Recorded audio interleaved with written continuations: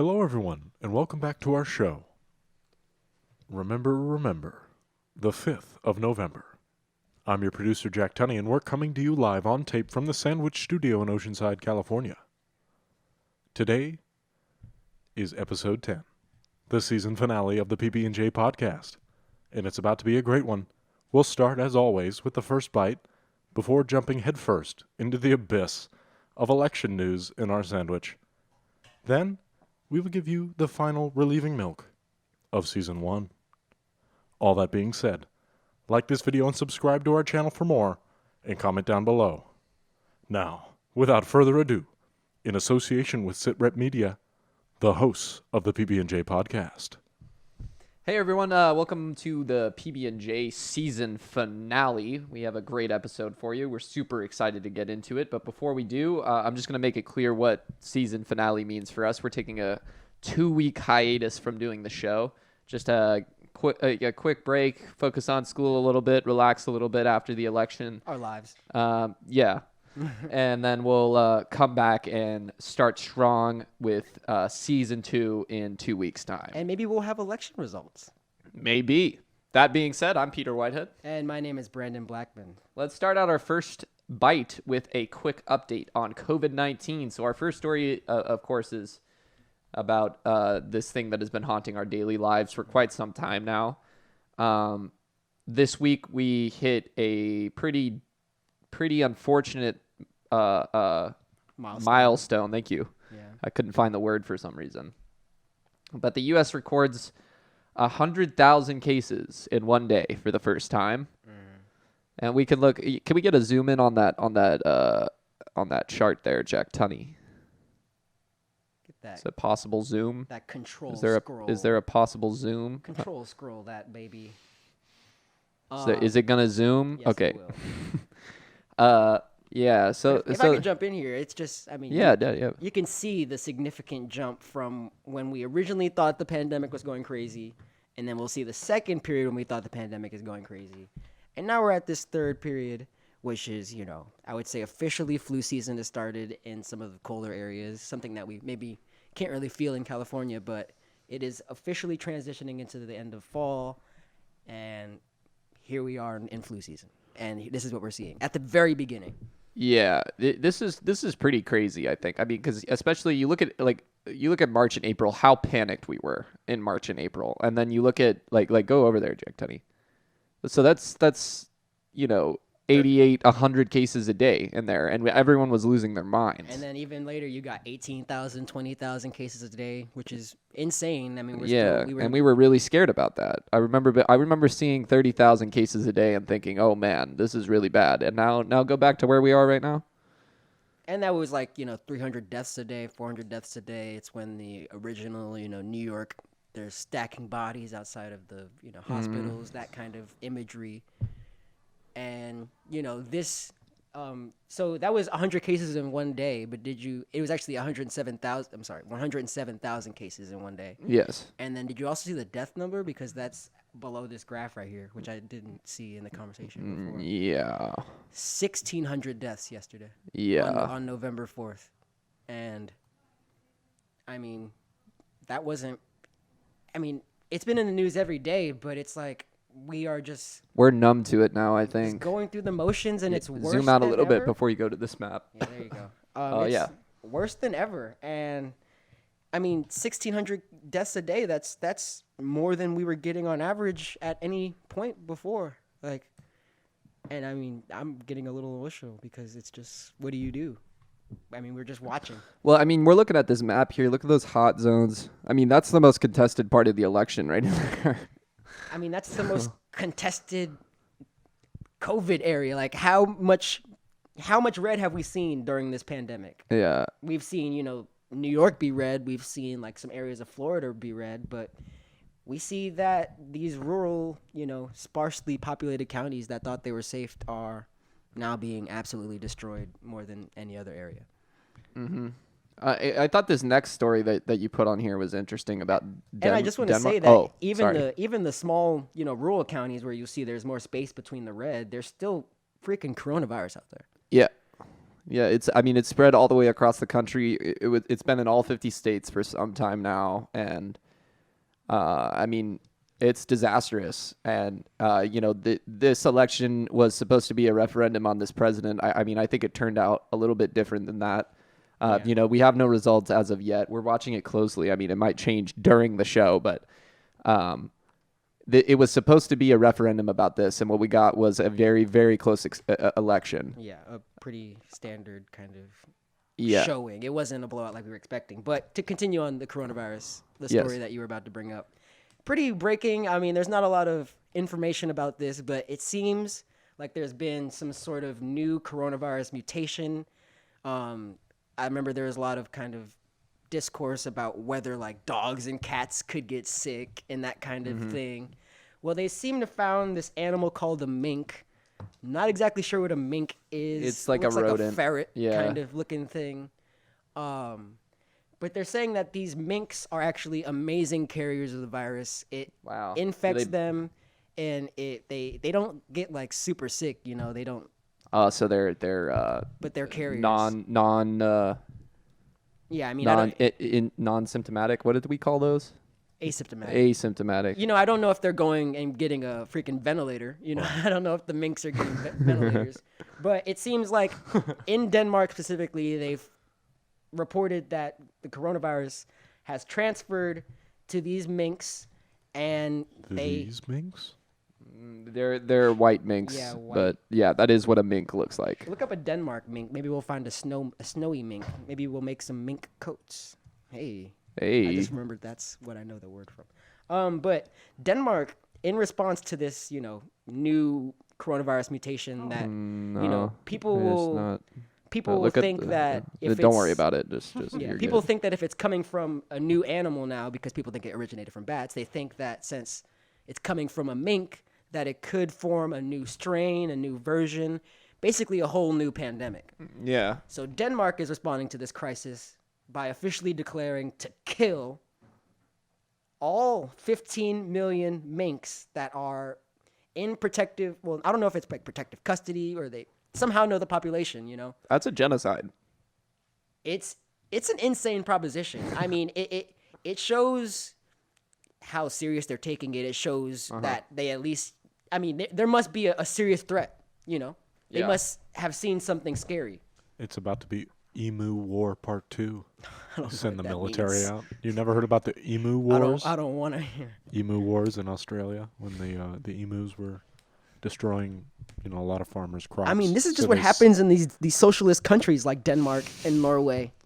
They just The radical socialists, they destroy their country and then the minks get sick and then they have to kill the minks. It's Yeah. terrible. another The minks come in, communist. they're trying to No more overthrow. mink coats for Melania. Yeah, freaking communists. I can't believe it. But I mean, let's pray. Let's pray Speaking that of that's a solution. ex-communist countries, Let's pray that we find a solution to that mink problem. Because what the fuck? Where are you Yeah. going? Where are you going with this? ex-communist country. I think that's a great That's segue. fine. It's Yeah. Belarus. We got Oh, Belarus. right. I forgot we were talking. We about talked that. about so for the season finale. I forgot to mention this at the start of the first bite. We're trying to go over some of the things that we had talked about in sandwiches, in our deep dives over the last couple of weeks, the last 9 episodes, and covering them again in this first bite as to kind of provide closure to some of them. So with Belarus. Such as Belarus.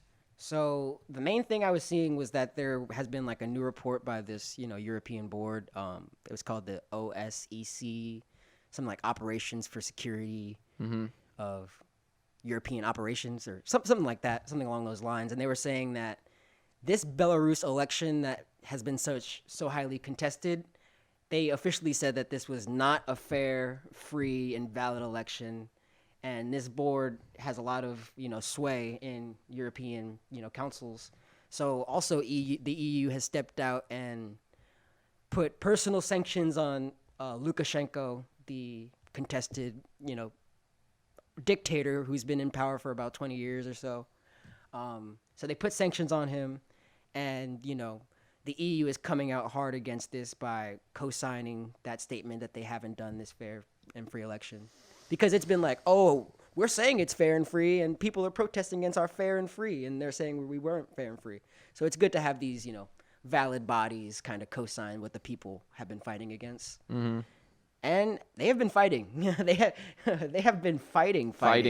Yeah. Yeah. I don't know if you have anything to say about that I do. But- Yeah. I mean, I just read before we get to the videos. Yeah, I read just like a couple of things about it because, we did the deep dive and I wanted to see how things were going because, I mean, when we left it off, it was terrible. Yeah. There was,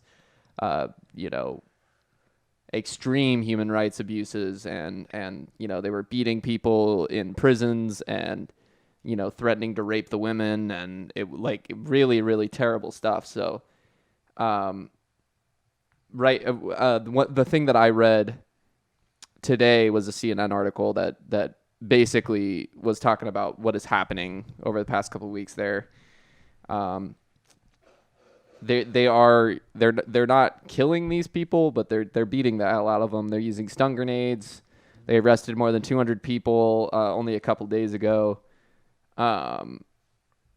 It's been 12 weeks straight of mass demonstrations And they're in firing their capital. guns, right? Yeah, they fire guns in the air. They haven't fired at people, but they fire warning shots into the air. And I mean, that's just gonna cause more freaking chaos because I mean, When you hear gunshots, your blood it's like it's a whole thing. Exactly. Yeah.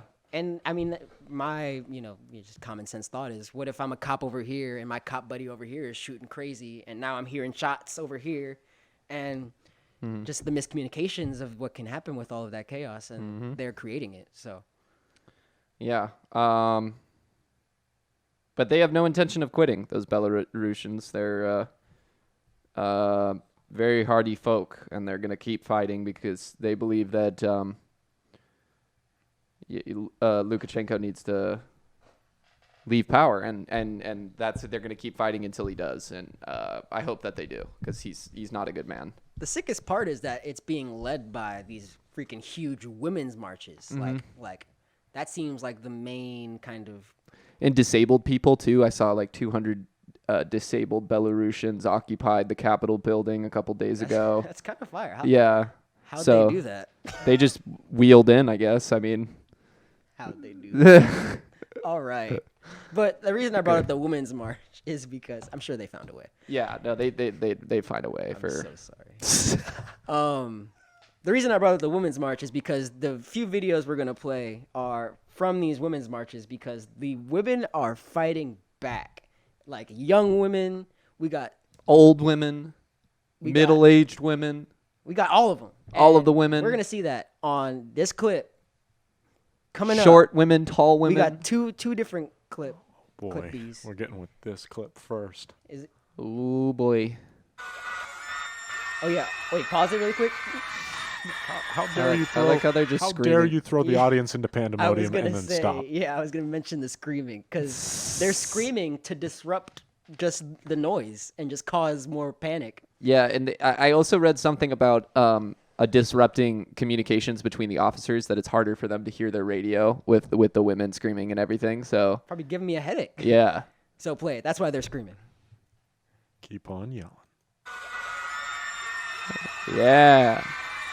Look at how diverse. I mean, there's like 60-year-old women in there. There's super young women in there. And so those are secret police officers. They've got like these extra masks where they're covering their face and everything except their eyes.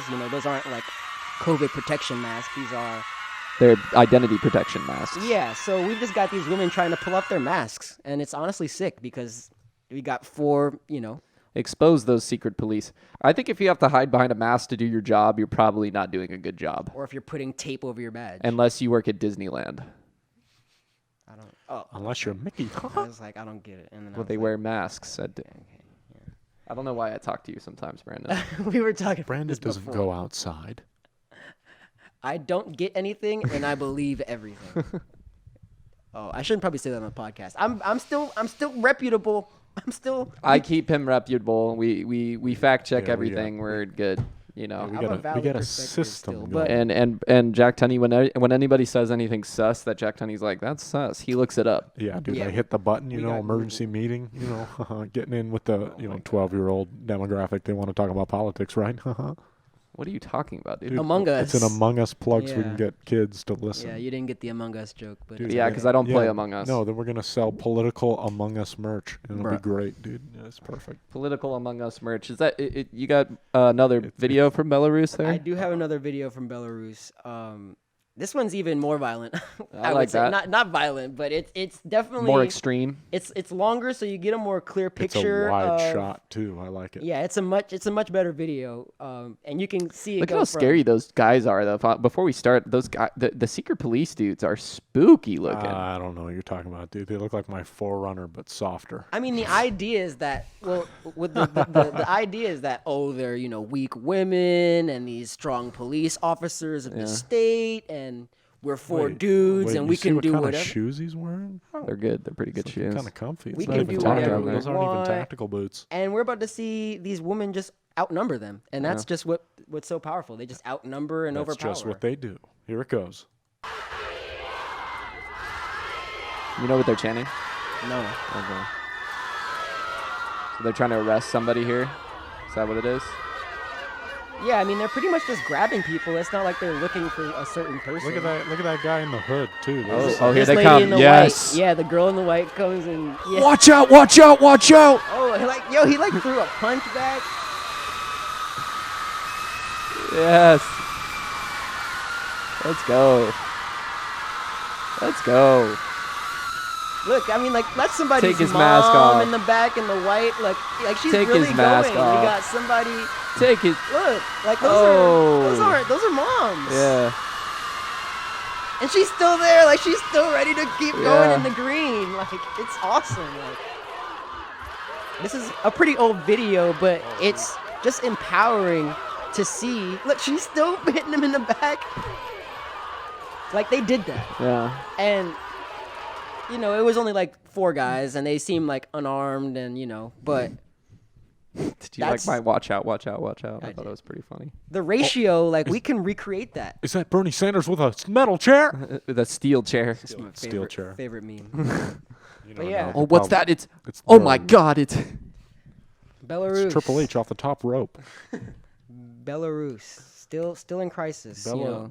And when we come back, we'll do some updates on that. We're gonna keep watching that because that's a fascinating situation going on there. That's revolutionary type beat, and that's what I like to see. And it's just not being covered in U.S. media like as much as other stuff. So it's not something you'll see every day. Speaking of U.S. media, no, that's a terrible segue. that was a bad. That was a bad segue. because this has nothing to do with media, but it has to do with. But the U.S. on election day, which is interesting, left the Paris Climate Agreement formally. I know Trump said in 2017 that he was going to leave it, but it's a process to leave international agreements like that. So as of November 3rd, 2020, Great choice. we have left the Paris Climate Accords and are now free to destroy the environment in whatever way we please, which is cool. Freedom. Hey, remember that camping trip you wanted to go on in 20 Nope. years? Nope. And just look how It's already a distant memory. I mean, it's just clear how mentally ill these guys are that they slated it for November 3rd, 2020, and it's been that day for years. Yep. Like I've known it's been like November 2020. Like it's been slated. Like it's been like how could you not change it? How could you not rush it through? They don't care. They really don't. No, Donald Trump doesn't even know how to say Yosemite. Speaking of not caring, though. Terrible segue. No, that one's actually good because no one gives a shit about the propositions. Nobody researches Obviously, them. Californians didn't care about the Yeah, propositions. that's what I mean. That's what I'm saying. No, they cared about I think that's a great We- the segue. commercials. We slacked. You decide, audience. Is Brandon right? Was that a terrible segue? Am I right? Was it a good segue? We, as Californians, potentially slacked. And Oh my God. I mean, I'm sorry. I just realized we voted no on the kidney dialysis thing. That makes me so sad. yeah, it's dumb. Because that's just a corporate ploy. They're like, we're gonna, oh no, the poor doctors are not gonna have enough I mean, money. we didn't get anything here. And they're Well, like, we got some stuff. And then So let's go through it. So just go through it. It'll make me feel better. Not all of them are back. Prop 14, Prop 15, the result is not decided yet. Prop 18, Prop 19, the result is not decided yet. Okay. So we're going to start with Prop 16, and that was affirmative action. That was a firm no from the voters. Prop 17, which was to allow felons the right to vote Can I just say on something parole. about 16? I mean, just minimal. We need to work together better. Like, I realized that affirmative action, like the no on Prop 16, was actually led by the Asian American community because, and it's not, anything personal, but it seems like, lobbyists and the commercials that were made to make it seem like it was going to specifically attack Asian American majority schools like that, And it's just, as like minorities, and we have to stand together. Like, we cannot let. So you would have wanted to see Prop 16 passed. Oh, of course. Like I talked about it when we did the prop episode, but I've learned that affirmative action is actually a very strong policy that has been proven to increase diversity and increase like Black people in leadership roles. Yeah.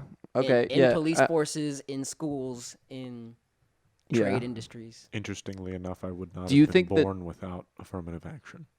You would not have been born. My father would have been a firefighter, and he would have never met my mom because he passed all the tests That's for not- firefighting. No. That's not changing my opinion. No, though. no, If you I wouldn't know, have but been, that I'm not saying that changes your opinion, Brandon. We have the same opinion.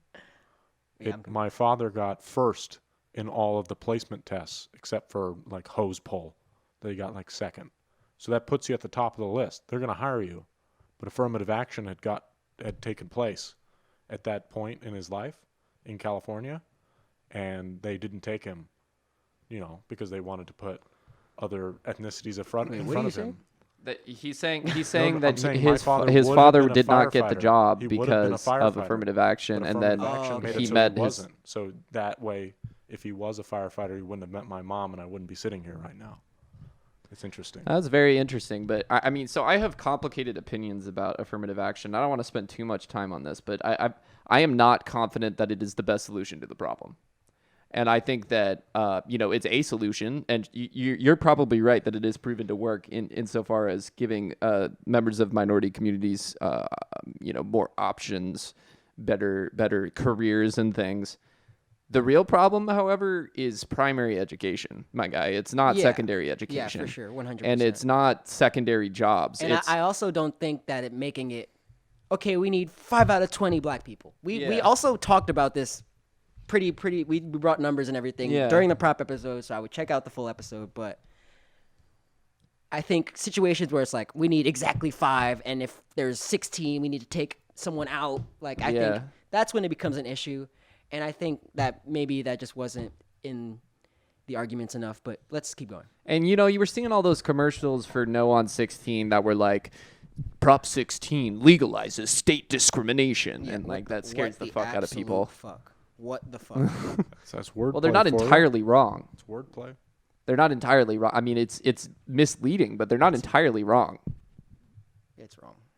Okay. It's Can we get off 16, please? So Prop 17, which was to allow felons or people convicted of felonies who are on parole the right to vote, which I think is great. Why would Good you job, ever take? everybody. Why would you ever take away people's rights to vote? And I've said this a couple times, but if a state has the ability to take away your right to vote by incarcerating you, that gives them reason to incarcerate you, and that's why you have simple. the war on drugs. That's why you have Slippery slope. drug possessions, and that's why 96% of people who are in prison in California are in prison for nonviolent drug offenses. So like those people should vote. That's a huge portion of the population. So I'm glad that passed. The next one that the results are back is Prop 20, which was for law enforcement, and it would make changes related to sentencing and prison releases and DNA collection, and that did not pass. And then Prop 21, which was housing rent control, also did not pass. We got a lot of rich people here. They don't like rent control. To give permission to give localities the permission to do rent control. So it's not even like rent control now. It's like you can have the city can pick what the rent control can be. yeah. So they the voted local against level. liberty.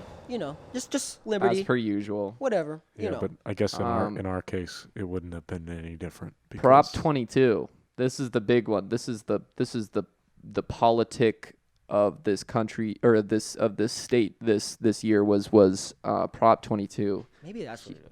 Huge support around that for both sides, and Prop 22 did indeed pass. So app-based drivers are to be independent contractors. Exempt from AB5.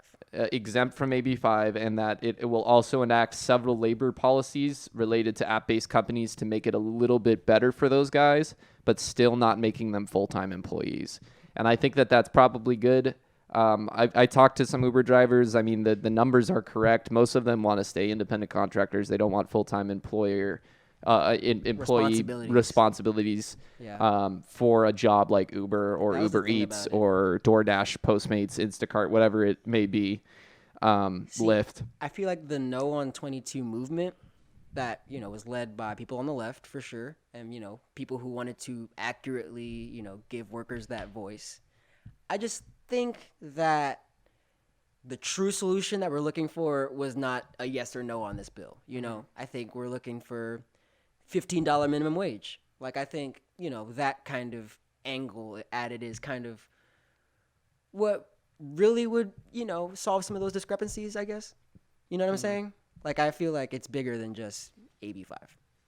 For sure. I mean, we're getting there, though. Working every year. Every year we're getting closer. It's way better than it was last year, and that's as a result of the AB5 and everything that happened. So I think that it's good that they tried to pass that bill. It's good. It's always good, I think, to try and make legislation that is going to help people. Sometimes it doesn't. Sometimes you mess up. People are fallible, therefore government is fallible. But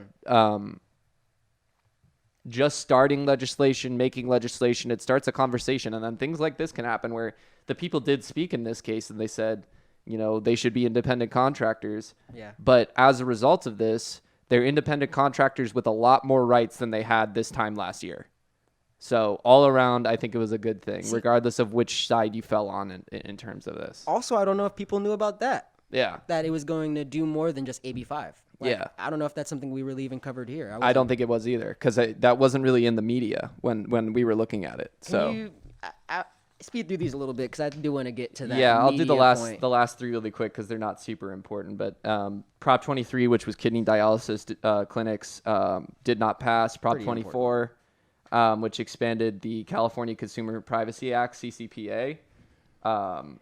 It did pass. There was some conspiracy about that, but there's always BS. Conspiracy. It would slow down production of apps for California. They'd have to separate it. No, they could just do it all at once and probably make privacy better across the country because California is such a big market. But anyway.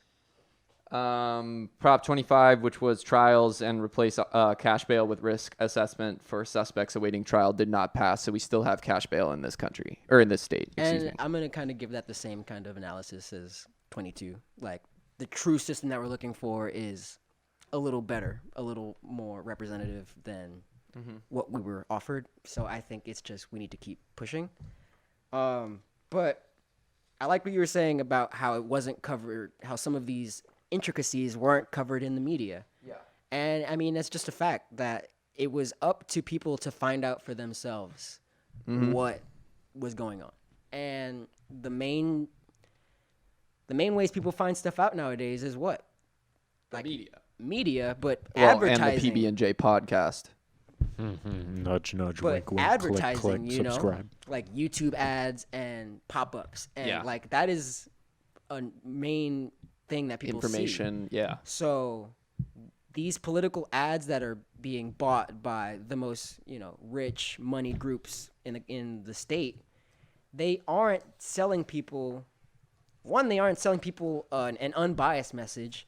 Two, they aren't sending people like a leftist, worker-minded like issue. I mean, a perspective. They're especially these big money groups, they're selfish. And whether that be, sometimes it can actually work out for the people. Like that's kind of the theory about, capitalism, that, being selfish will help more people than socialism. I didn't want to get stuck in that, but that's like an economic thing that they'd like teach you in like one of your first days in class. Like Adam. Greed, for a lack of a better word, is good. Name that movie. Wolf of Wall Street? No. Name that movie. Oh, no, The it's... Count of Monte Cristo. Hey, we're having that. All right, Pete, pick up your mic. I got a question for you. Yes, sir. This is a question for the PB&J podcast. Because I feel so strongly about the kidney dialysis such, and I'm under the understanding that individuals in California were kind of misled into understanding what it was about. And would you think that the kidney dialysis prop was like a beta, alpha, like attempt at serving Californians like the idea of government-run healthcare? Because the idea of it is that it has government regulations so that they have to have medical personnel on site. And, I don't know if a lot of people talk about it or want to know about it. I didn't see it like that, but I see what you're saying. But there are individual companies that run kidney dialysis clinics just to make money. Yeah. Yeah. It's a cash grab. They don't even have to have a doctor in the office to be getting government payments, or copays and stuff like that. I think with the props, often people are they floating. should've, yeah. They're floating ideas. I mean, this cash bail one, the replacing cash bail, that was on the ballot in 16. That was on the ballot in 18. I'm pretty sure. And it didn't pass any of the times, but It keeps coming back. it keeps coming back. Not in the same form, in different forms. But the replacing cash bail has definitely been on the ballot since 2016, so they're trying to get these passed in different ways, and they're figuring out the right way, and that process is good. Every time that you try to pass legislation and it fails, now what is not the right thing to do, and then you can continuously get closer to where you are doing the right thing. I mean, government is super complicated. Making policies is super complicated. You're affecting millions of people at a time, especially here in California. We have a massive population, and these state senators, like, they're affecting all of us at once with some of these things. So, And that's why I think advertising and education is such a vital just thing, because I mean, it can't just be up to, the individual to just know. And especially when these aren't like individual petition initiatives, sometimes it is, but it's usually not. It's usually, like I've said, the moneyed groups that have the power, yeah. that are making ads, so really we just need to get more people involved in politics and create systems like a PBS that is dedicated purely to the unbiased regurgitating of information like that. Because like for the first time I looked through the voter information guide for the first time, like this election, and like it was actually, it was pretty substantial. Like I learned it's all right. I think it could be better, but yeah, it's pretty all right. It needs to be in video form, and it needs to be on TV or audio, right? Like radio. It needs to be channel 1. You turn your TV on, and it's like Prop 16. Well, you can watch C-SPAN on channel 2. I do that sometimes. Brandon, I got a congrats, question. 3% of the country. I got a question for you, Bing. You go to Navy I watch Federal, C-SPAN. right? I do go to Navy Federal. Yeah, when you're standing in Navy Federal, and I know this might not hit for a lot of people, but when you're standing in Navy Federal and you're looking at the TV, Yes. and the TV just has random Hella facts. news, yeah. Yeah, just hella news, and it's all very Dumb shit. well. No, it's all in layman's terms. Tiger Woods played yeah, golf well, in hold on. 2008. No, Brandon, that's not what I'm talking about. Something like that. You know how it's like. We're spending too long time on this. We know that the information is like correct, and it could just be wheeling 24 hours a day on a news cable site that doesn't have like people talking. You could have somebody making Prezi formations. TVs everywhere. You don't need that human like person. Fahrenheit there 451. Stream it to my TVs brain. everywhere. I got put them 4 on TVs, 4 walls, 4 and walls, the roof. And the roof. Just got it put in. Got my programs, and I got the script that comes with it, so I can read it along with my favorite actors. Hell yeah, dude. Yeah, I we're love that about book. 35 minutes in. I think it's about time we talk about the Senate. We're 35 minutes in. Yeah, I don't think that's that bad though. Good 'cause God. We have our Senate and House of Representatives section, which I do think will lead right into the election sandwich. But I do just want to quickly mention a big positive, some local positives about L.A. County and San Diego County. Oceanside has its first Latina mayor. Shout out! Isn't that crazy? That a majority city like Oceanside is finally getting its first Latinx mayor. Esther Sanchez, who I voted for. Shout out. And LA County has actually. Esther Sanchez. Or is it like. No, it's Esther. Yeah, it's Esther. And LA County has elected fully board of supervisors that is fully women. 5 out of 5 women on the board of supervisors. And the supervisors that's actually a very important board because they consult directly with the governor and they do stuff. I don't know what though. But let's The daddy Newsom So cabinet. if we're gonna start talking about election news and such, I think it's time for these. Hey. Oh, I'm good actually. You drank all of it already? No. Yeah, you're full of shit. Ladies and gentlemen, this one is for you back at home. We did this last time, kind of, but as you may know, the video. Yeah, did we've not been work. drinking a lot this week. No, you have. Who's this we? Who's What do you this mean week? You cannot translate your alcoholism onto me, please. Dude, Yeah, have you who's- not been drinking this week? No, I don't drink, Peter. You know that. I I've been drinking this week. Stay away from the yellow water. We're not encouraging anything here. We are just all We just like to Sad. remind you that Modelo Modelo fans. is great. yeah. If we could get, But let's talk about the Senate. Yeah, say something. Nothing. I could be sponsored by any brand. If we could be sponsored by any Modelo, if you're listening, if we could be sponsored by any, we would drink Modelo's every single episode. We'd put a Modelo banner in the back. We'd wear Modelo shirts, We'd- Modelo hats. If I could be all sponsored we by all we any ask is that brand. Anderson Paak comes and talks for a little bit, just cause. What? Because Anderson Paak he's Oh, a he already Modelo got it? sponsor. Yeah. Damn it! He got my spot. No. They can sponsor more than one person. Yeah, but I'm kind of in that Modelo jazzy knows black the guy party. spot already. Oh. He's kind of got my spot. They need. He's not your no. There could be more than one jazzy black guy. Brandon, talk about the Senate, please. Mexico No, is it's where actually your me. home is. That's my section. It's my fault. Okay. You know what? Let's get it under So control. the Senate, here. the Senate is an unfortunate thing this year for Democrats. They were hoping to win big, and the polls said that they probably were going to win big, but it turns out that that is not the case. Could you show that that link there, Jack Tunney, that mappy poo of the Senate? Are you talking about this one? I mean, the polls were Yes. showing that Trump's maniacness. What's the good word? Maniacness. That his maniacness was affecting the Senate, Yes. and honestly, we didn't really see. But his maniacness didn't even really affect his election, so. yeah. There were 35 seats up for grabs in the Senate this year in 2020. We actually gained a seat in the Senate, but we were hoping to gain more. There are still 4 races yet to call, so there is a possibility that we do. I keep saying we, the Democrats.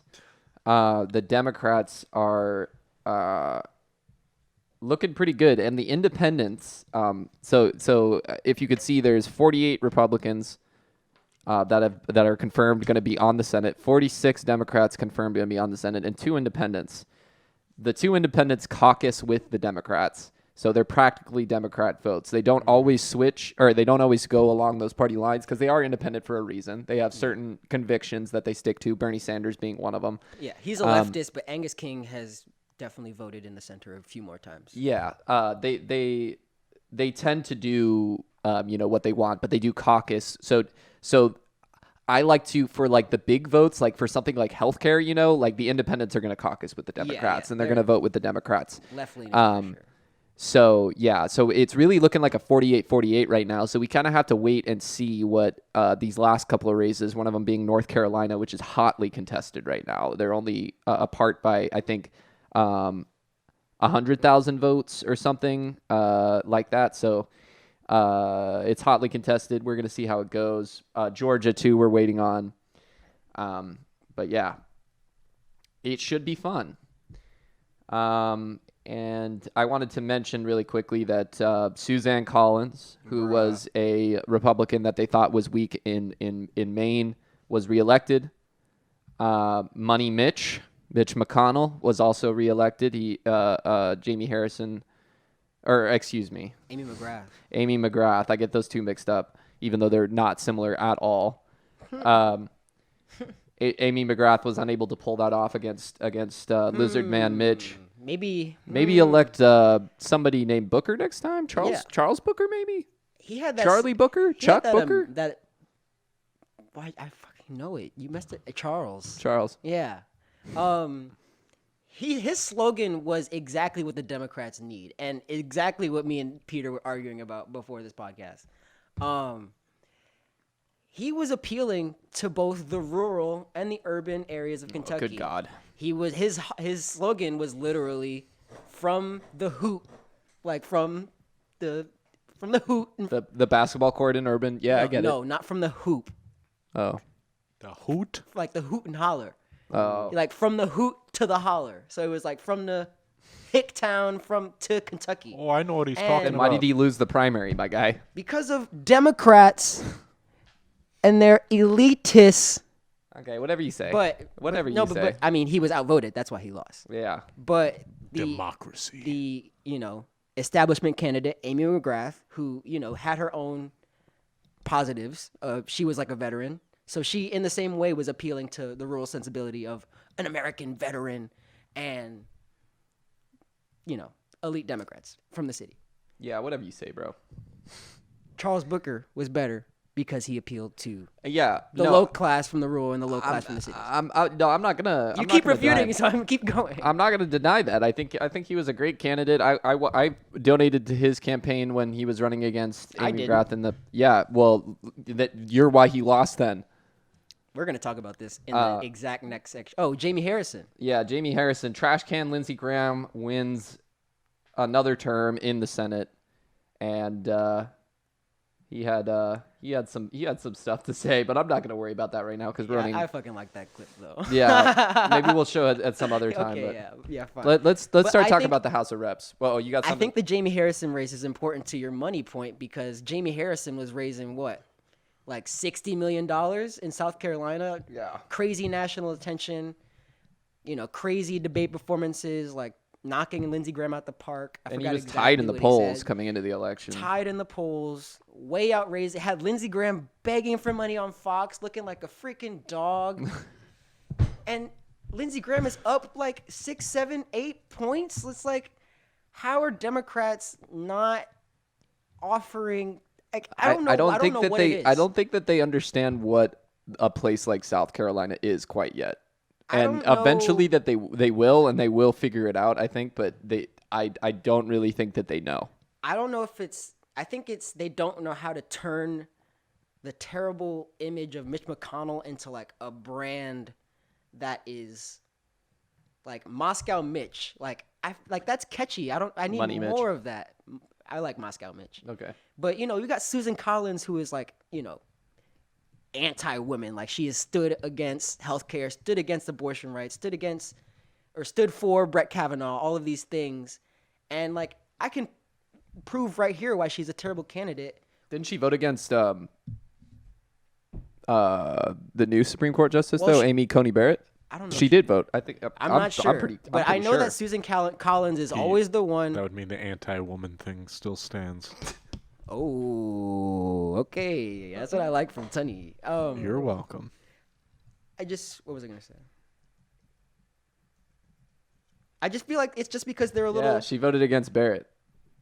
See, that's It interesting. still stands. I think that's because she's always the one who's like, oh, I'm going to vote with the Democrats. I'm going to be the one that steps out against Trump. And then she usually just goes with Trump. I think that she might have voted no on Barrett because the election was coming up. I think that's possible. Could very well be. And She's a pretty moderate Republican, though, all things considered. she always says she's moderate, and then they vote with Trump. I mean, yeah, she votes with Trump, but you got to protect certain things when you're a politician. You got to, And that's why she won. and then she made the smart move, probably getting a couple of moderate liberal votes by voting against Amy Coney Barrett. Politics. So, And we see some interesting movements in the House as well. could you put that up, Jack Tunney? It's the next link. So there's. No, I don't want to. You know Okay, why? well, you have to. It's because the Packers won tonight, baby. God Don't damn tell it. me that, dude. I don't care. Put it up. God damn it. 34-17, baby. Okay, God so damn it, we got the cares. Democratic Party at 208, and we got the Republican Party at 193, with And- still a couple of races to call. Counties.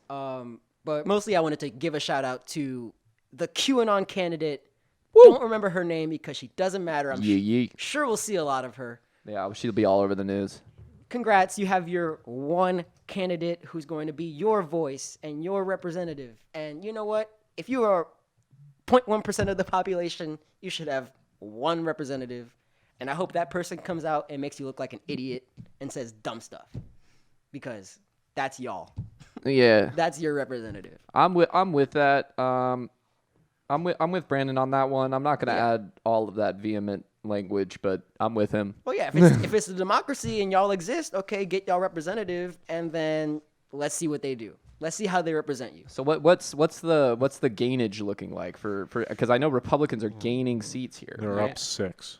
They're currently I up also find it 6. very interesting that Maine has 2 Democratic House seats, while their Senate gets voted Republican. That's big. Like I said, Statewide. Suzanne Collins is pretty moderate for a Republican. So she plays the and people line. trust her. She's been there a long time. They trust her. And So Maine They is, know her. They're seats. comfortable with her. Maine is a pretty like moderate, like libertarian state, I feel. Yeah, they're no Ocasio-Cortezes over there. Not a single one. It's not No, they care, Vermont. they care Yeah. about lobsters and the fact that you don't speak French.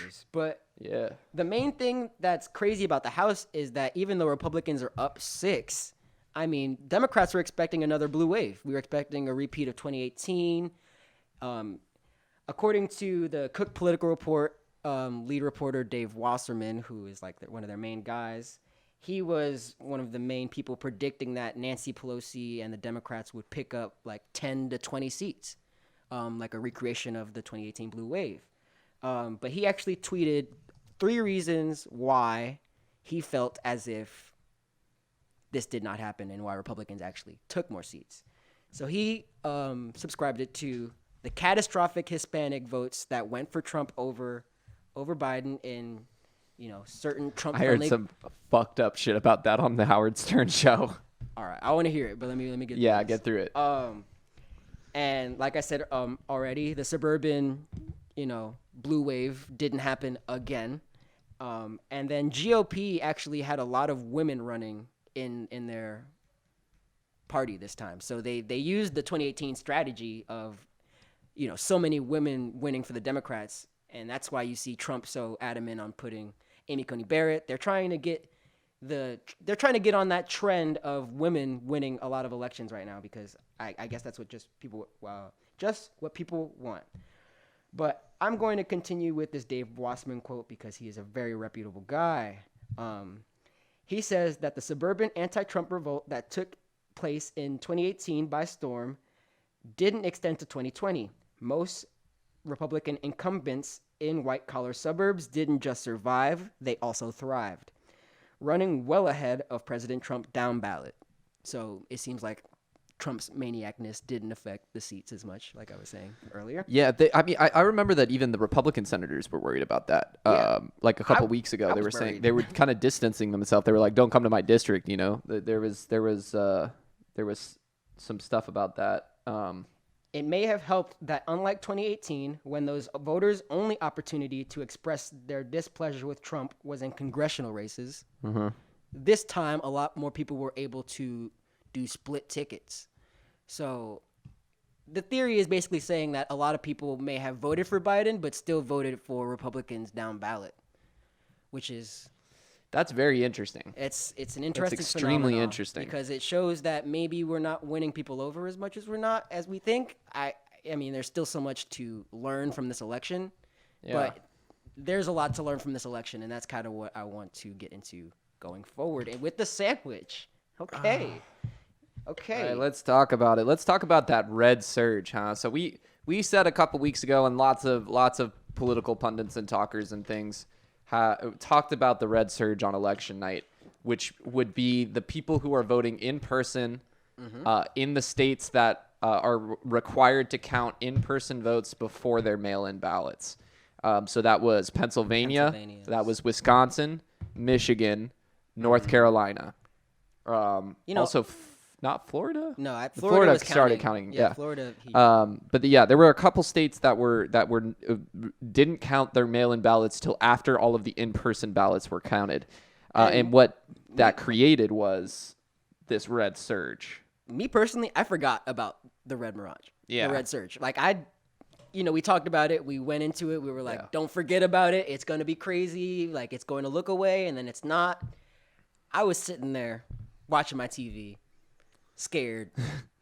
So yeah, but I was working the polls on election night, obviously, and I got a lunch late in the evening, right around 7, a little bit before 7, and I called Brandon because I looked down at the results for the first time of the night, like as I took the lunch. It's probably like 6:30. 6:30ish, 6:40. 6:30.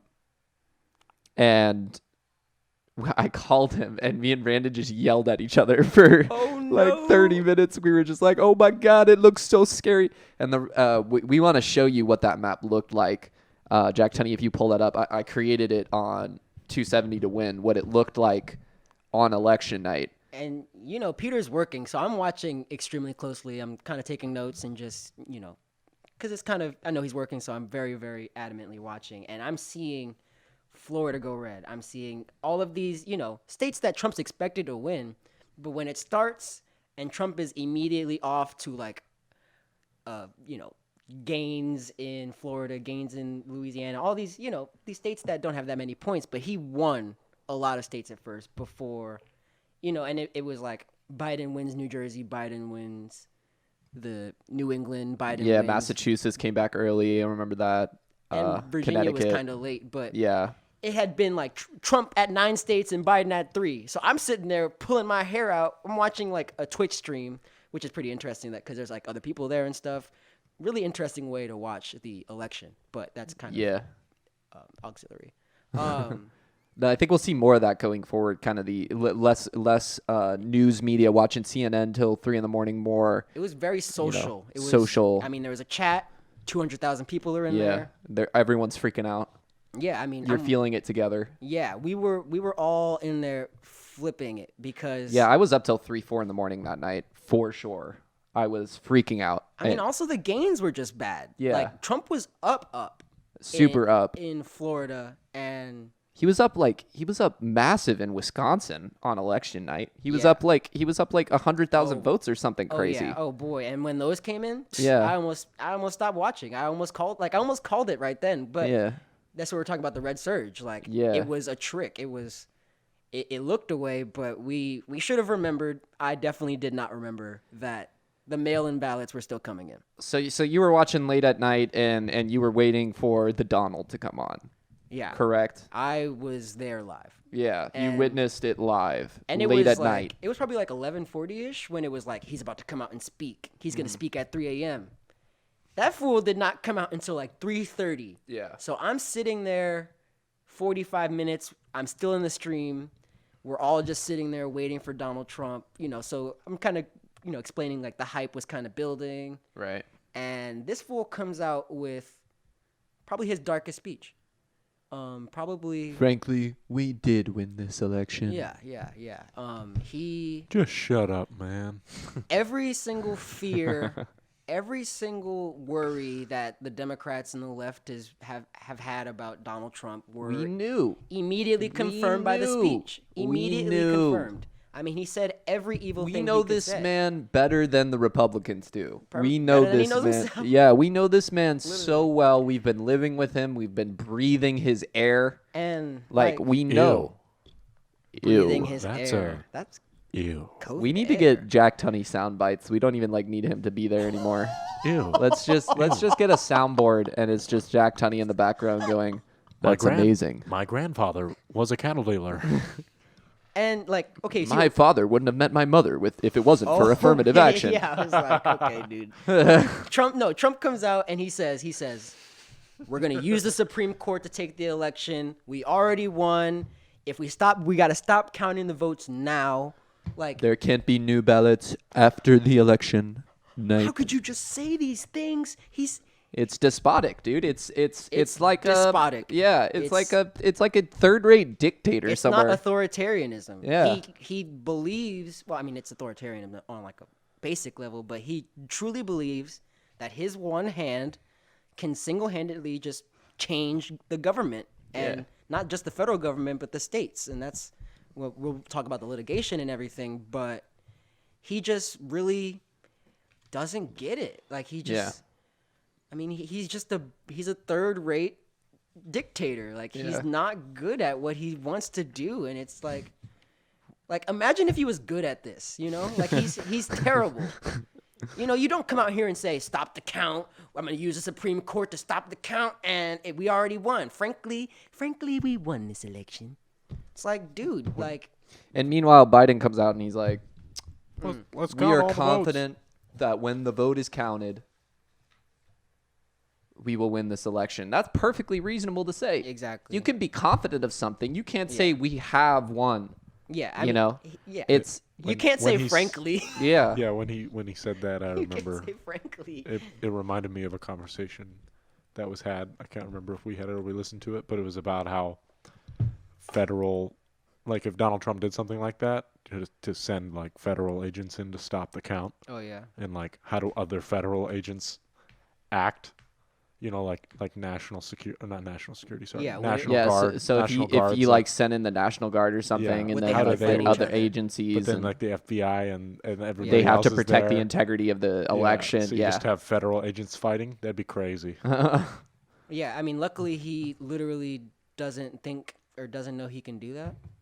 So I hope well, he- we're I gonna hope see he it pretty doesn't. soon. I mean, we see it in Portland already. He's mobilizing the national. We'll get into all that later. But He so loves let's beating up go to the Portland. next day. We talked about election night. Let's go to the next day of The morning election night. after. Bam, The next day. Hold on, wait.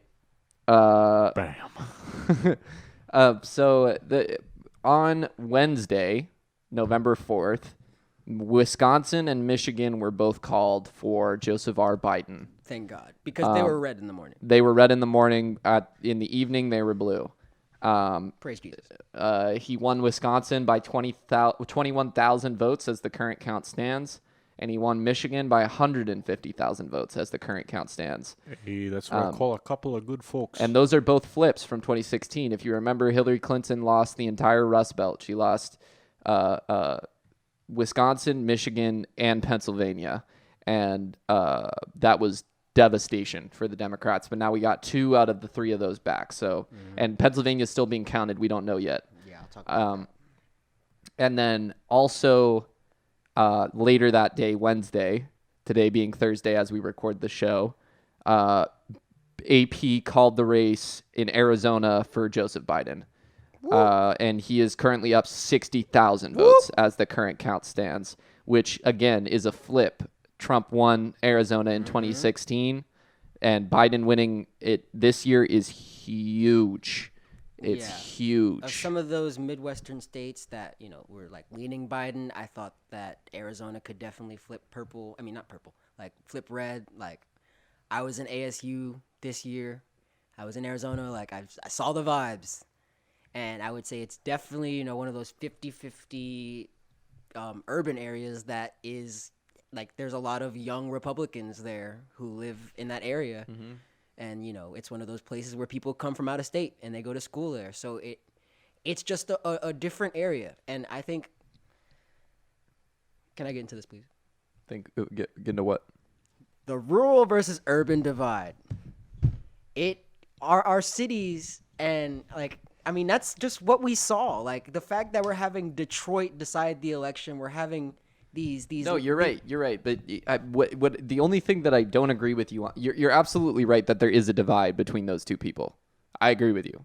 but the divide is so much that you can't possibly campaign to both of those people. The people in the city, what the Yeah. people in the cities want is. I agree with this point. Okay, so But make it. yeah, the people in the cities, or let's start with the rural. The people in the rural want, less taxes. They want protection for their farms. They want subsidies on the types of crops that they're growing. Less regulation. Less regulations. More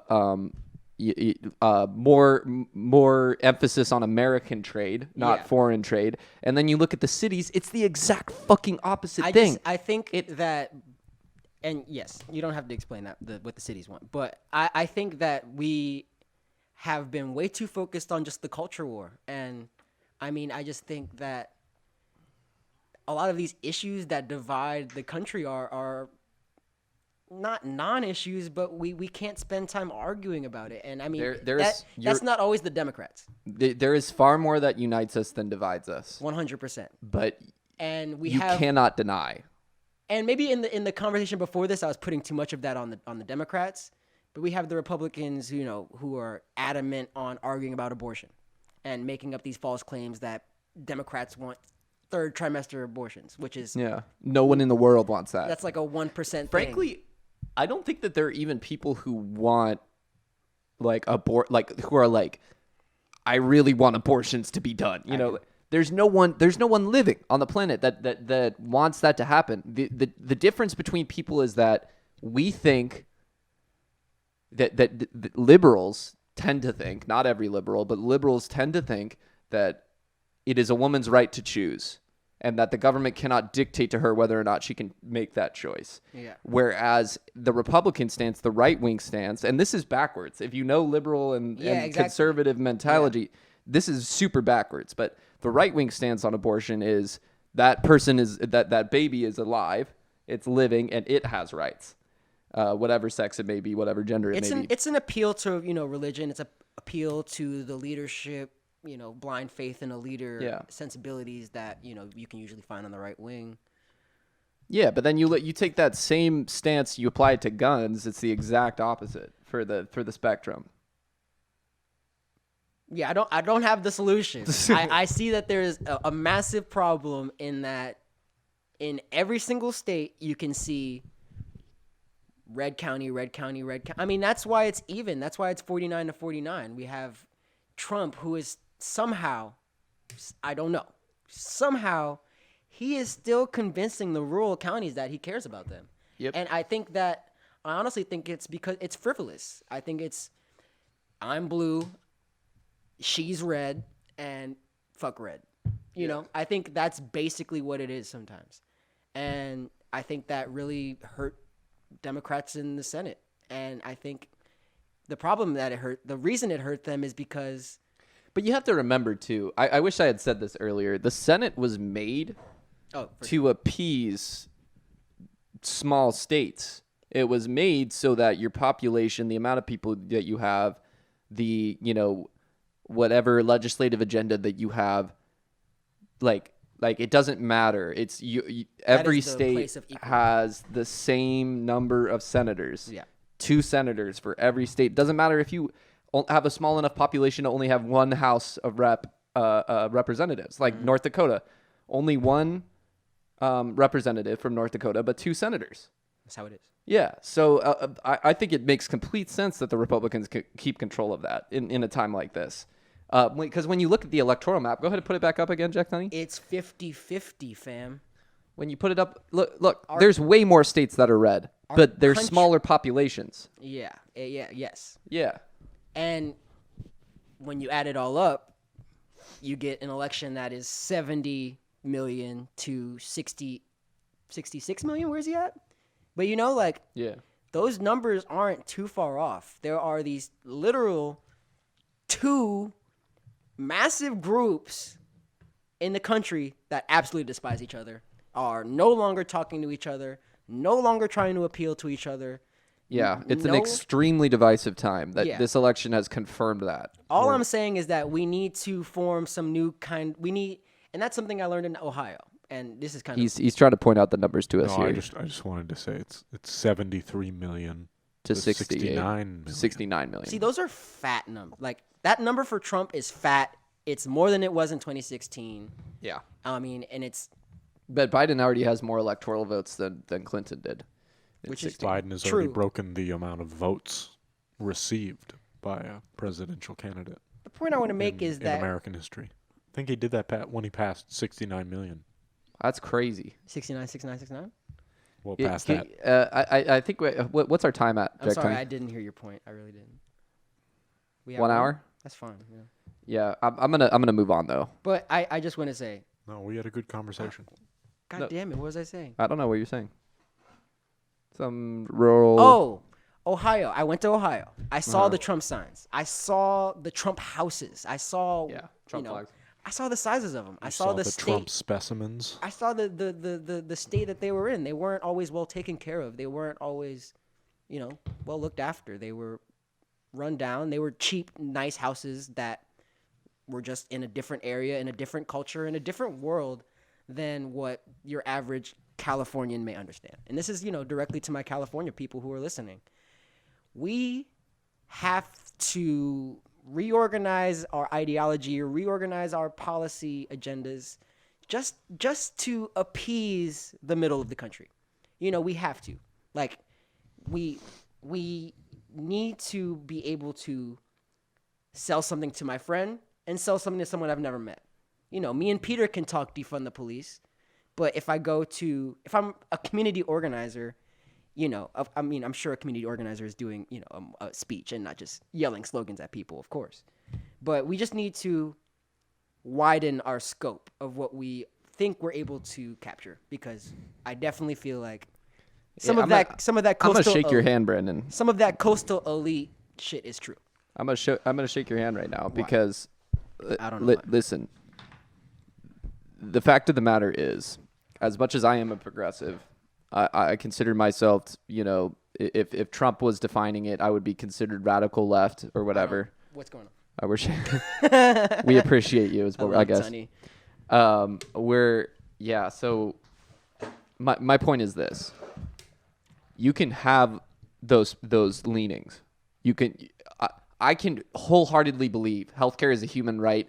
Every single person in this country should have healthcare, and it should be fucking free. The government should pay for it. It needs to be. Yeah, I can believe that. However, I can at the same time follow policies that are more moderate, because I know those are going to get to more people, and we are going to get people healthcare faster that way than we will just yelling at people in the street. We need healthcare now. We need healthcare now. That it works sometimes. Most of the time, it doesn't fucking work, dude. It's easier to sell a certain way. Yes. And I'm not saying that this is the certain way. I'm just saying we need to work on finding that certain way.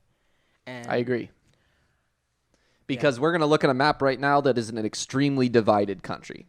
Yeah, I really just don't have anything else to say on that. Mm-hmm. But yeah. Go ahead and put it up. Put it on the So I wanted to talk about where the race is right now as of Thursday, November 5th. Remember, the 5th of November. So we have Joseph Biden at 264 electoral votes. We have Donald J. Trump at 214.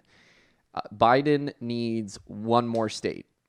Whoop. Out of any of the states that are still up for grabs, which right now are Nevada, Pennsylvania, North Carolina, and Georgia. They have not called the elections in any of those 4 states. If Biden We wins, keep forgetting about Alaska. dude, Alaska's going to go Trump. I know, but it's sad that we don't even think about them.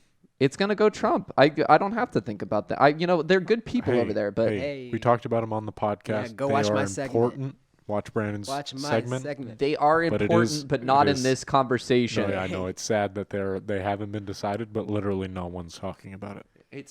They weren't on doesn't the even, list. It doesn't even matter. That's might- the No, that's the because state. Look, I'll go down. They're not even here. Yeah, they're not even there. They're Because not swing state. It's not a swing state. So Yeah. It doesn't even matter. How does that feel? How does your vote feel? How does your vote Alaska- feel, Alaska? Even- We talk about this every year. How does your vote feel? Yeah, even that's what I if thought. Yeah, well, you want to talk about Alaska. Let's talk about California for a second. We have the biggest population in the union. It goes Democrat every single year. Our vote counts for less than a vote in Ohio, in Iowa, in Pennsylvania, in North Carolina, in Georgia, and now in fucking Nevada. Our vote counts less than somebody who lives in Nevada? Dude, Does it, though? Yes. 63,000 people voted for Joe Biden in Alaska. Compared to what? For Trump. 118. Yeah. I'm not talking about it. Can I get back to my point? Sorry, Alaska. Jesus. I don't know. Okay. Maybe it's just I'm antiquated, but there's just something cute about the electoral college. Maybe our electoral system can't be cute, but like. I hate you guys. Here I am trying to get through this point. No, I mean, yeah. I'm sorry. Peter, it's There- all that pent-up aggression. Pent up aggression. And feelings It's we've about to had. be Don't say unleashed that. aggression Yeah, if you don't shut say the fuck that. up. Yeah, don't say that. Don't say Can I talk about this, please? that. Yes. Keep talking. Thank you. So the important states right now are Nevada, Pennsylvania, North Carolina, and Georgia. Joseph Biden needs to win only one of those states to win the election. If he wins North Carolina, if he wins Nevada, he gets 6 votes. That's 270. He wins Pennsylvania, that's 20 votes. He gets 284. That's over 270. He wins North Carolina, that's 16. You know the dig. The two that are most hopeful right now for Biden are obviously Nevada, which is leaning blue, and Georgia, which he is only down 2,000 votes in Georgia. And With that's changing, 99% reporting. changing by the second. So we have no idea how that race is going to be called, but that's extremely close. I've never seen a race that close in a presidential election. That's ridiculously close. But I have hope for Nevada most. I think Nevada went for Clinton in 2016, so we'll likely go for Biden this year. I don't think any states are going to switch from Clinton to Trump. I just don't see that happening. But if it does, there's still a chance for victory for Biden. Like I said, he only has to win one of those states. Trump has to win all 4. Now, how long will it be before we see a result? That's kind of the question that everyone is asking themselves in this country. Even all over the world, people are asking themselves this question. How long before we know who is going to be the next president of the United States? In episode 8 of the podcast, which is a couple episodes ago, I talked about the deadlines for certain states and when the counting would be officially finished. For North Carolina, which is one of the states that's still up in the air, it's November 6th. That's tomorrow, Friday. For Pennsylvania, it's the same day, November 6th, tomorrow, Friday. And for Nevada, it is November 10th, which is a little bit further out. Now, the election could be called before these days, but it certainly won't go any longer than November 10th unless there is a recount ordered in certain states, and we have to figure that whole mess out. And some of those states were some of the states that couldn't count early, the mail-in ballots. I think Nevada Definitely couldn't. We didn't say Pennsylvania Nevada earlier. couldn't. Yeah, but Nevada was also. Yeah. And now you're about to talk more about the litigation and stuff, but I just think it's so stupid that his point is like, okay, you can't count votes before November 3rd, and you can't count votes after November 3rd. Only count votes in those 24 hours on You got November 3rd. 24 hours, count 5 million votes, go for it. Well, it's not even that. It's count 300 and whatever. So we're 330 million people. Only probably 60% voted. So, count however 160 million people, 165 million people's votes in 24 hours. It's just not. Over however many counties, however many states, it's not probable. It's not possible, especially in an election where the mail-in turnout was so massive. We talked about that last episode. Biggest early voting, absentee mail-in voting election ever. We'll probably get, exact numbers after the fact, but I would say most people probably had already voted by election day. Yeah. At least, half. If Yeah, not they were all. saying like 55% of Wisconsin voted before election day. Oh, yeah. That's crazy. And the Republicans are trying to lie and say turnout was fake. Yeah. They were saying that it was 81%, and it's okay, I had to find it out, and it was a fake number. So, nope, Wisconsin turnout was higher than ever, but normal, Yeah. not anything crazy. Talk more So- about their lies. Yeah, let's talk about some litigation up here. Litigation. Litigation from the Trump campaign and the Republican Party. Write it down. So, this was today, Thursday, It's November 5th. happening now. Judges in Michigan, Georgia denied the Trump campaign legal team's various requests that have had the intention of weakening the integrity of this election. In Georgia, a state judge dismissed a case over concerns about 53 absentee ballots in Chatham County after election officials in the Savannah area county testified that all of those ballots had been received on time.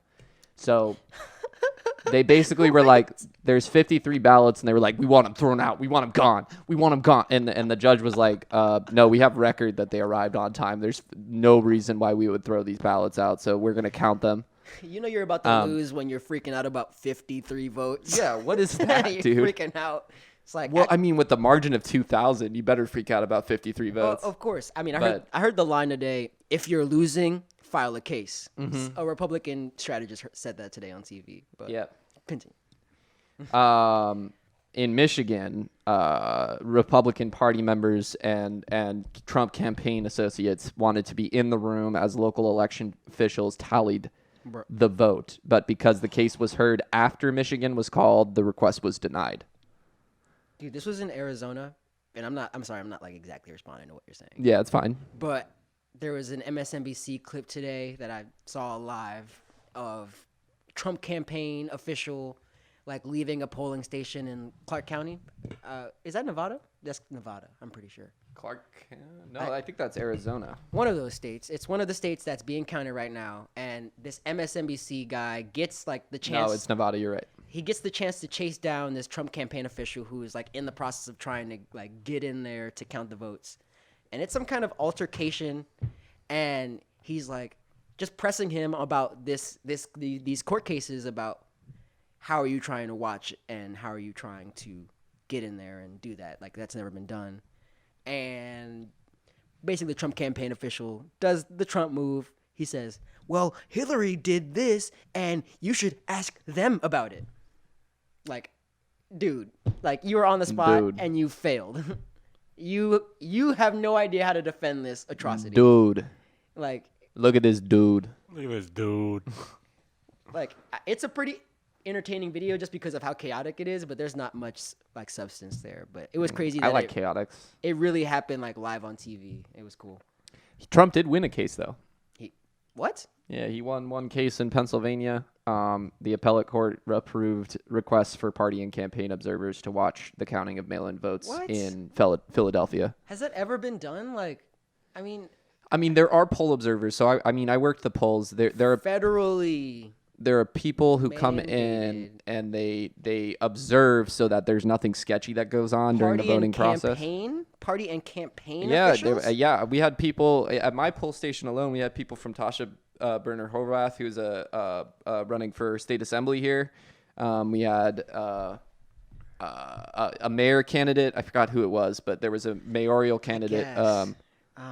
So it's a thing that does happen. It's just not like super common. See, I try to think as myself. I try to think as somebody I don't know, and I try to think as a judge. If I was a judge and I saw that case, shit, you might have to. Yeah. Shit. Yeah, and I because think that there's nothing like I don't think that there's a problem with those guys going in Because there and I- watching the unless they're thing doing I've- something sus. Like the thing I was gonna suggest was okay. I'd rather have a federally mandated, protected Mm-hmm. agency. But what if Trump is in control of the agency? yeah, I think So- whoever wants to go in there and watch, and you can. They were saying that with the registrar of voters here in San Diego that you could go down there if you have an appointment and you can watch them count the ballots for San Diego County. So that it's like a thing that does happen. It's just.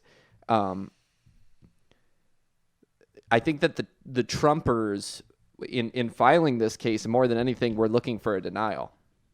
Yeah. Because then they could say, "Hey, look at this Oh, appellate court interesting. guy who's denying our request for our ability to watch the votes be counted. Good There ass must be point. something sus going on." Good And ass I think point. that they'll say the same thing about Georgia and Michigan with those lawsuits that they already called. Look for those headlines the next couple days. It's going to they're be on Fox News. You Doing watch. it in Nevada and Arizona as well. Yeah. And yeah, there's a couple things going on, and there's also a recount possibility thrown in the air. The Trump campaign has suggested that they recount Wisconsin, which the Trump campaign lost by 21,000 votes.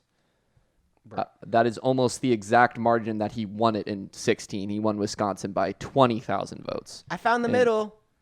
Yeah, there it is. It's 20,000 in Wisconsin. We know who they are now. But Found you. Yeah, we know where you live. No. Can we have the brand name visible on YouTube? The brand, I don't know, probably. We're not sponsored yet. So. Yeah, it's just it's just a beer. Like, no, I mean I just know I don't. I think it's fine. If we get copyrighted, we'll edit it out. Sponsor us. Sponsor us for free. Anyway. No, we'll plug your shit. We don't even care. Have there been a lot of recounts? Like Historically? Yeah, I mean. Yeah, there's been quite a few, but for the most part, they don't do shit. What? Like, there's some. They were saying it could possibly bring more votes to Biden. That's pretty much what I've heard about recounts. Yeah.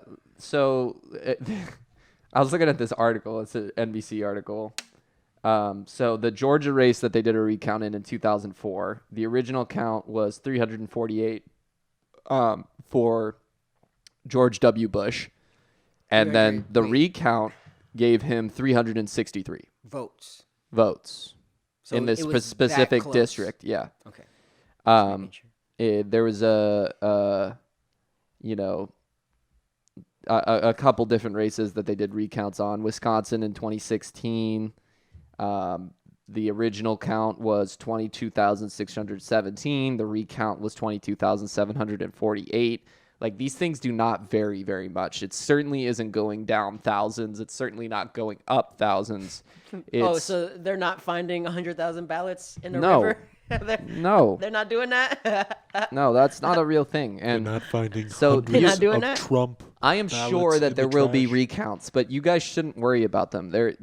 Unless there is literally significant fraud happening in this election, which there's not, by all evidence that is being shown by the poll watchers that are everywhere, by how secure our election was this year. I mean, unless it was what Trump is claiming, there is no way that these recounts do anything. Or if Georgia major is like as close as they say it is. Well, Georgia is a state that the recount could have an effect, because you're right. A 2,000 margin is not, and if that goes down, because as we were saying, as mail-in votes are counted, the mail-ins are predominantly liberal, they're predominantly Democrats, predominantly voting for Joe Biden. Those gaps are going to lessen and lessen. So it could very well be that Georgia is decided by 200, 300 votes. And you said it was actually 1,800, right? Yeah, it's like actually 1,800 votes that they're separated right now, which is insane. I can't even remember. Like, I watch, and looked up a couple of things. I don't even know when the last time a presidential race was decided by that many. It was probably 2000 in Florida, but it was less than that. Or, I mean, it was more than that. I think it was like 5,000 votes. So, yeah. I mean, I have to look that up, but like, this is extremely significant that Georgia is that close. It's unreal that it's that close, frankly. It's good that that those are pro-Biden closes, Like, it's not like, and this is something I was kind of thinking about, it's not like Biden is losing closely. When he's winning, it's definitely by 3 points. And this is something that we're kind of seeing on the first night. Yeah. It looked like Trump was winning, and he was winning pretty decisively. And when the numbers came in, it actually looked like Biden was winning decisively or, eking it out. Yeah. But most interestingly to me is that it seems like the inner cities is what is deciding the election for Joe Biden. Let's talk about some inner cities. Why don't we? Yeah, I've probably said this a few times, but we've got, Philadelphia, who is, still being counted for, which is, leading Joe Biden like 70%. Yeah. The mail-in ballots. And they were saying he only needs about 60% of the remaining mail-in ballots to overcome that lead in Pennsylvania. That would be insane. Which is 100,000 votes, and they're still like... What if Biden sweeps these last 4 states? and they were saying there's like 2 million votes left, and I'm You hearing. don't think so? Our producer's shaking his head. It's possible. If it did, that'd be funny. And I would laugh And- because I look at the reporting. It's like over 90%, and then what? He just takes it in the end. Yeah. And that'll just be more fuel for Trump to. and Trump watching doesn't it. need any fuel to start a fire. No. Well, he's already started the fire. He needs more fuel to fire's keep it burning. lit. That's what I mean. Yes. We didn't start the fire. It was always burning since the world's been turning. But it's And like then the white people start singing. as things progressed, like it became more visible that Biden would definitely win, and it seems like I think it's possible that he could win those states. But my fear about that is that looking back on this election historically, and we might see 312 to 210 or whatever he's at right now, and I'm afraid that we will just look at it and see that it was a Biden landslide, and just looking at the election numbers. But No, it wasn't that. Brandon, we'll never forget. We will never forget this. This is We'll see. we're on strenuous. day But 3 of the election. This summer This- leading up to the election has been the most contentious period of Absolutely. American history post civil rights era. These specifically about the election, it's been the most contested election. I mean, it's closer than anybody expected. There's been protests leading up and following through the election, non-Black Lives Matter protests, specifically about Trump and his actions. So all I hope is that this election, much like the 1968 election, is wrapped around the times that it took place in, Mm-hmm. And that's why I think that the protests that are still happening are, very important. And I want to lead with the pro-Biden protests because those seem like they actually have some sense and some valid, arguments maybe. So I thought it was really cool. The biggest one seemed like it was in Minneapolis, which was Hell yeah. interesting. But the main video I saw was from New York, just a street full of people chanting, count the votes, count our votes, protect our votes. And look, and I mean, that's just the majority of our country. They may not all be voters, but most people are true believers of democracy and of, voting, even if it might be something I disagree with, And I mean, we're seeing these protests in Minneapolis, and in Portland, of course, leading the way, and like I said, New York City, but also LA. I mean, all the like the Black Lives Matter protests, people all across the country are awakening, and I mean, people are being arrested for this cause. Minneapolis weren't 60 people arrested. Portland had like 600. Yeah. So Portland again leading the way in progressive causes. It was so annoying. I saw a conservative commenter, just some nobody. He was saying, Portland is a rebel area. It's a rebel state leading the cause of Antifa, Marxist communism, and we need to form. No, this is the crazy part. He was like, we need to form our own rebel states for white people against Portland, against Kamala Harris. Uh-oh. Here we And go it's again. Just like, wait, Portland. Yeah.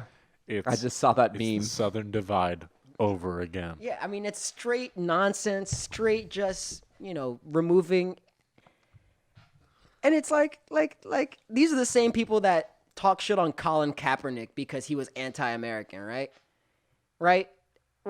And now we got the same people. Yeah, I'm going to burn my Nikes. Yeah, these got the same people burning Nikes because some guy, Colin Kaepernick kneeled. I always like heroically. that. Do you see Straight Outta Compton? Obviously, you did. I loved it.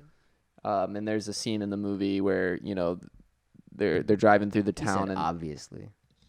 well, No, obviously I've seen it. Well, because it's obvious I did not see it. The max volume laugh. Oh, back up. Back off the mic, he says. Stop eating the mic. all right, but here, yeah, I mean, here's the fact of the matter from that is that The headphones off. they were driving through the city and they were burning their records, right, and smashing their records and rolling over their records with What? in Straight Outta Compton. Oh, okay, yeah. Yeah, they're smashing the album that they made. Yeah. And they're like all looking at it and they all have something to say, right? And then Eazy-E turns around and he says, they had to buy that shit first though. They were still watching NFL games. Yeah. You bet your ass they were. And those are the same people now screaming, "Stop counting the votes. Stop counting the votes. Stop democracy. Stop American." These are the same people who are defending our troops. Yeah. Our troops who went overseas. Let me put this down so I don't look like I'm super drunk. But same people who are defending our troops, who are defending our American democracy overseas. Same people now screaming, "Stop the votes." And Same also, people. the same people who are also screaming, "Count the And votes." you know how late overseas troops mail-in ballots come in? What's that? Usually 7 days after the election. So not yet. No, not quite yet. Oh, You really defending those troops? Oh, so we Their can't right to count those vote? votes. Can't count those military votes because they're not in America like I am. I guess I'm Fools. just a better American. Fools. But But yeah. I mean, we're seeing some protests in these areas. Some of them are turning violent. Okay, that this should be said.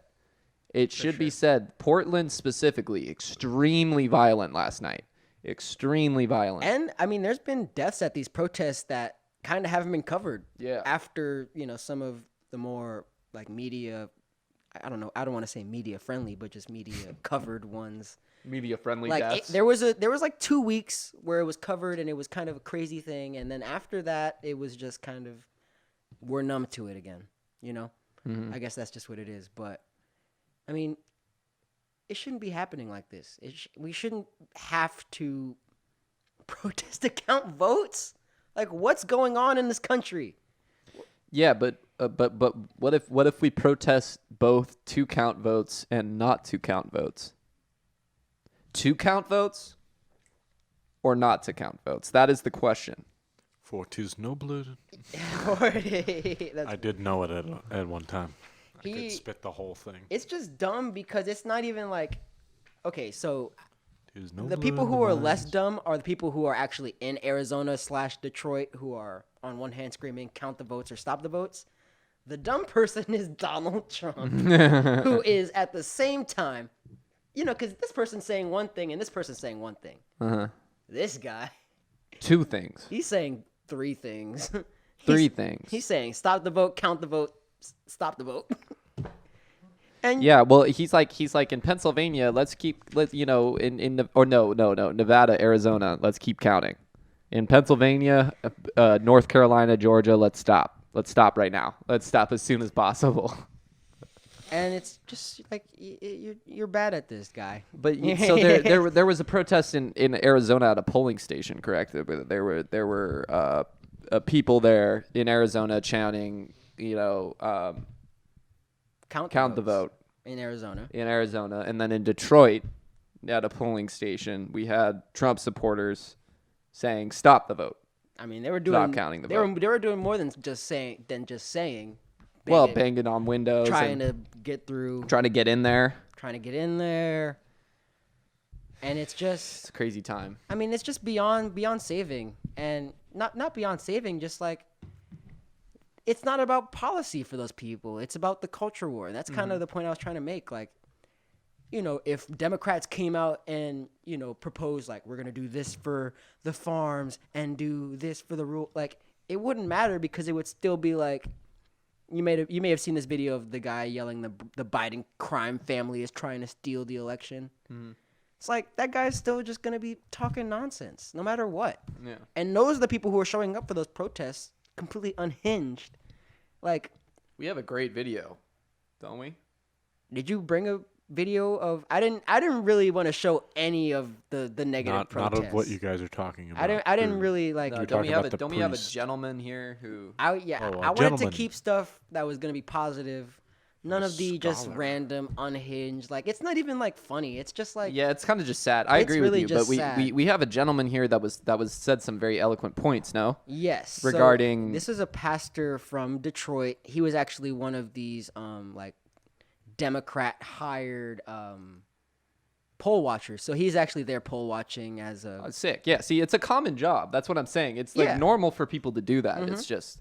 So I mean, and respected guy in the community. So go for it, my guy. And I really like what he said here because, like I've been saying a few times, the cities that are deciding the election, like deciding, Las Vegas. Yeah. Detroit- Big time. Carson City too. Yes, and Detroit, Atlanta, Philadelphia, these urban areas are minority community, and like Raleigh. yeah, exactly. Oh, also North Carolina, we still gotta wait for Charlotte and Raleigh. Like those cities could come in, Yeah. and like those cities, like Charlotte's like what 70% black? I don't know, but It's a huge percent for sure. some of these cities are black, and Mega black. super black, Ultra black. Mega black. shaft black. I love those movies, The Trap. I didn't like the new one. Anyway, No? The new one? I haven't seen the new one. I didn't like it. Yeah. Just to make sure we cover all our bases, Reno as well. Don't forget about some- Reno. Let's not forget Reno. Before we play these last few videos of the sandwich, I do want to repeat this funny meme I saw about Nevada. It was like, Oh yeah, put us back up for a sec, Tunney. Oh, okay, sure. it was like, isn't it hilarious that the last state to decide the election is the Las Vegas state with hookers, Yes. alcoholics, drug addicts, Oh, yeah. Gambling. gambling, It's the gambling Gambling. state. the fun state, and then the person responded. I still haven't gone. I'm 21. I still Wait. haven't gone. Oh I haven't had fun in Las Vegas, guys, not just because I have to And the pee, person responded with, "Of course, it was decided by just because Nevada." I got to pee and I want us to rush through this ending. Pee too. Isn't it? It's interesting how how they bet on the election in Vegas. I almost did. They're like going crazy. Oh yeah, they're Like, losing their fucking minds. I almost right put now. 100 on Trump just for the fuck of it, for the memes. I would have killed you. See, I still think that we should have done like fantasy football, but with electoral maps. Oh god, That would have been That would so be sick. really hard. So It would have been really hard, but it would have been so sick. I would have won. That's the Did you nerdy- see my map? I You had the best map. Let's, I had let's the get best to the map. video, Okay. guys. You had such a good map that I thought it was about to be a tie, yeah.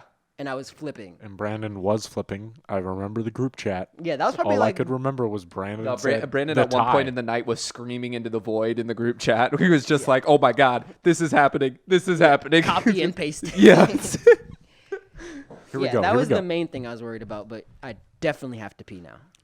It's okay. We're gonna listen Yeah, to this listen. I nice love man. what he This- says here. yeah. I love what he Force says. of others to be able to say that we have record turnout voting. And again, if you want to represent Michigan in Detroit, you want every vote counted. Who do you think these people are? Well, these are persons who are passionate and they're consistent. They've been saying all along they're going to suggest that it's rigged. They've been saying all along it's going to suggest that it's flawed or fake. But they've been saying that before now. We just need to be persistent to make sure our voice and our voice gets counted. Because as goes Detroit, will be I like done. his So hat, when I too. will I say mention the that. black vote in Detroit is higher than it's ever been, and we will determine the outcome because we've gone from picking cotton to picking president. They're saying stop the Stop it. vote. It's really important to explain to people. Stop the video.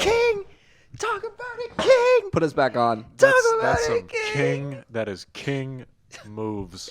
King words. He's totally right. As Brandon said, all these cities, huge minority populations, specifically black minorities.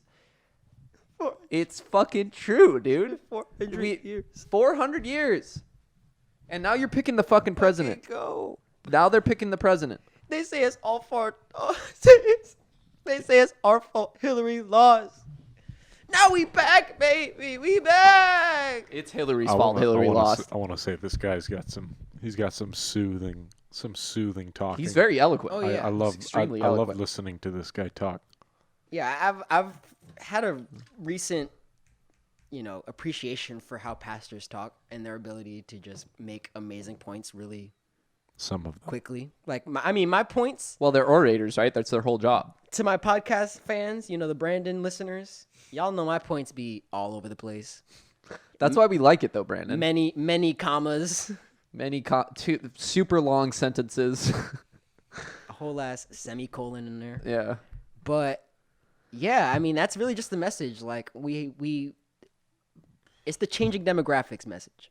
Yeah, and it's like I said in the last show too. It's youth people too. We grew up in Patriot Act America. Post 9/11. Post 9/11 Patriot Act America. And I mean, there are people who are our age, our generation, who were born after 9/11 Yeah. There are people who are voting this year that were born after 9/11. for the first time. Yeah. I remember 4th grade like it was yesterday. Which guys do you want to be the next president? Dude, This I was a old white guy huge or John this- Kerry fan. Or this black guy? I was a and I was like, huge John Kerry fan, dude.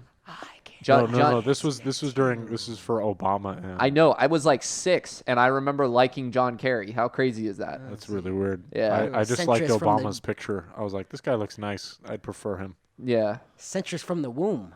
Centrist from the womb. No, I'm not a love you. centrist. I love you too, Brandon. You know, we I love you guys So, so much. some I final wanna thoughts cut on the you off. election, man. This is crazy. it's just wild. We'll we're taking a break, so we won't be able to report to you the winner until 2 weeks from now.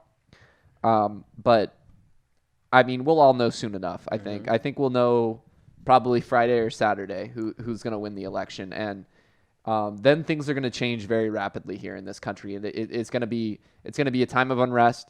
Yes. It's going to be a time of political change. No matter what. No matter what. And things have always been unpredictable and, predictable. I mean, we always knew that Biden was probably going to win it, but the other variables around that, how wild the Trump supporters are going to get. How far is Biden willing to go to, provide stimulus and things like that? Will he stack the court? Will he stack the courts? Which is, like I've said, something I think maybe it should be something he really considers.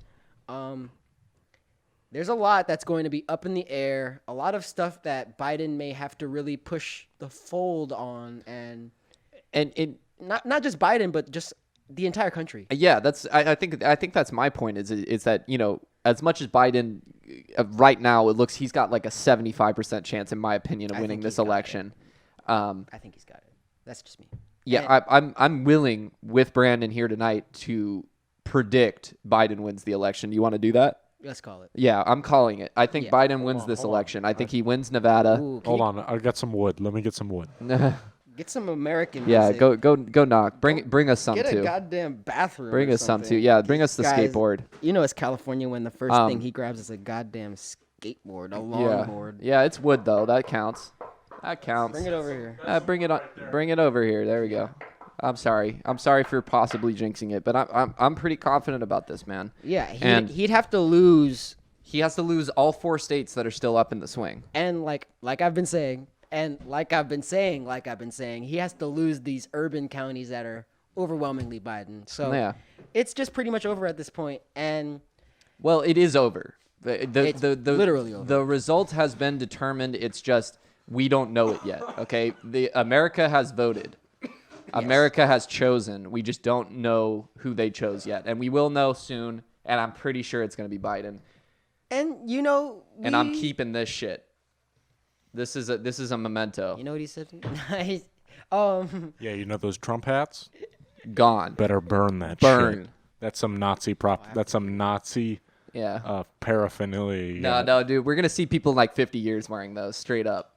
No, someone's gonna redo it. Someone's gonna remix that shit in 30 years, and we're gonna be adults, and we're gonna see "Make America Great Again." Like, cause wasn't it like a Reagan slogan? Make America Great was Reagan's slogan. Yeah, because it was great under Reagan. Thanks, everyone that's ever read a history book. Yeah, I'm willing to But bet we'll see I that think shit I think we're done with the sandwich. You got anything more to say? I do want to play this funny video of this Oh, you guy. do? Dude, Yes, we're ready. yeah. We're ready Hey, to yo. play this video. Yeah. Hey yo. My best friend's president check. Should I play it in its entirety? Yes. I think you should skip the first 2 seconds. No, you No, shouldn't. no, this is That's the perfect. best Then- part. The first Brandon? the first Brandon. second, I might not co-sign this first That's second. the best part though. Brandon, It's so as- funny. Not that As a filmmaker, he says something at the very this beginning. It's a little first iffy. second is We wanna- pivotal we wanna give a to little story. Yeah, it is. It's we want to give a extremely little important. disclaimer on the very first thing he says. Just going to give a little disclaimer. I don't know if you guys saw second 0 to second 1. He says, he says some anti-mask propaganda. I just want to. Hey, Yeah, but wear he's masks. he's making fun of the people behind him. It's satire. Can It's we go? hilarious. Let's go. yeah. Long story short, wear your mask. It's very unsanitary. Give a fuck about a mess right now. Guys, put here downtown Detroit right now, guys. Behind me here, you have a bunch of fucking bullshit-ass Trump supporters right here, guys. I'm here for Biden. Over here. Take your ass over. Come on. I'm here for fucking Biden. Listen. We are here to ensure power black people. Said the same. Black people forever. Hashtag Black Lives Matter. The one guy. Yes. Because that is the Trump protest at Detroit. That's so funny, dude. Like, if you're watching other Detroit The videos, one black guy in the crowd is like, yeah, somebody else who's been in the mix, Can we talk about fighting this? back. Can we talk about the look of fear that just overcomes most of the white people in this crowd when they see the camera? No, because it's not even the fact that people forever. when he said that, they all turned and looked, but when they all turned and looked, they saw the camera and they all froze. Yeah. Oh, these. I like how the silence was so. Yeah, play it again, honestly. I just want to hear how he says Right it. now. His way says Biden. Put here downtown Detroit right now, guys. Behind me here, you have a bunch of fucking bullshit-ass Trump supporters right here, guys. I'm here for Biden. I'm here for fucking Biden. Over here. Like, he's really here. Take your ass over there. He's really here for Biden. Yeah. I'm here for fucking Biden. Hold on. Listen. We are here to ensure power black people. Just repeats it. Black people forever. The silence. Yes. And then, like, as All it these originally. eyes, all these. Hold Yeah, on, look, everyone turning. Brandon. There is another black individual in this crowd that Okay. did not say anything. Yeah, what did they do? Yes. Let's look at the I like to do this like play by play. This reaction from this crowd, like this entire section back here is like, oh my god, what are they Dude, the talking turn about? and the silence. They're all talking. He's like, they're afraid he's gonna like boot gang them or Yeah. something. You know, he's What? Steal their watch? All right, put What are us you back talking on. about? Let's get into the milk. What's the time, Jack Tunney? gonna like slam milk on the ground. It's time to do It's the time to milk? Yeah, continue the milk. Okay, we're going to talk about the milk. So I'm going to talk about some poll perspectives I had. I was working the polls this election day. You know what? I have to pee. Okay, well Continue, please. the Care about your freaking. yeah. So Don't. I just want people to see what I'm seeing. Peter's poll perspectives. PPP boy. He got alliteration. There's things on this outline that the audience can't see, and I just want you. Yeah, I'm there's going to be a about- lot of alliteration in I'm this about milk. to I'm going to beat- tell you. I'm about to beat Brandon to the bathroom right now. Yeah. Don't Oh, say Jack Tunney's alliteration. just going. He's not even. He's just going. I've been holding it since the first bite. This guy really said we're gonna have a lot of alliteration in the milk, and nobody but me knows what that means. And Yeah. I'm so salty that you just slipped that.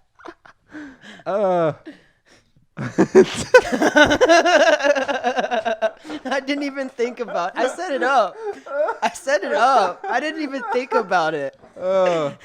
Okay. I'm sorry. funny. We're all laughing. Nobody at home gets that. That's good. You're gonna get it soon though. That's really good. Um, This is fun. So yeah, at Peter's poll perspectives, I worked the polls in Oceanside, California, on the 3 days before Election Day and Election Day itself. You worked my polls. I worked long hours. I was actually one of the people that helped Brandon vote. I'm sorry. So the thing that I want to express to the viewers from my poll experience is that this is an incredibly secure process. There's so many safeguards. I was working a position called line manager. I was taking I had a bag on my shoulder the whole day. He did. And I was taking in mail-in votes. True. I saw. From people. He did. The whole day. And this was there was a lock on that. I had to show the first voter of the day that the bag was empty before I started collecting votes. Interesting. I had the lock stayed on it. You can't open it from the top. It's got this weird slide function that only a ballot can fit through. Fingers can't fit through it.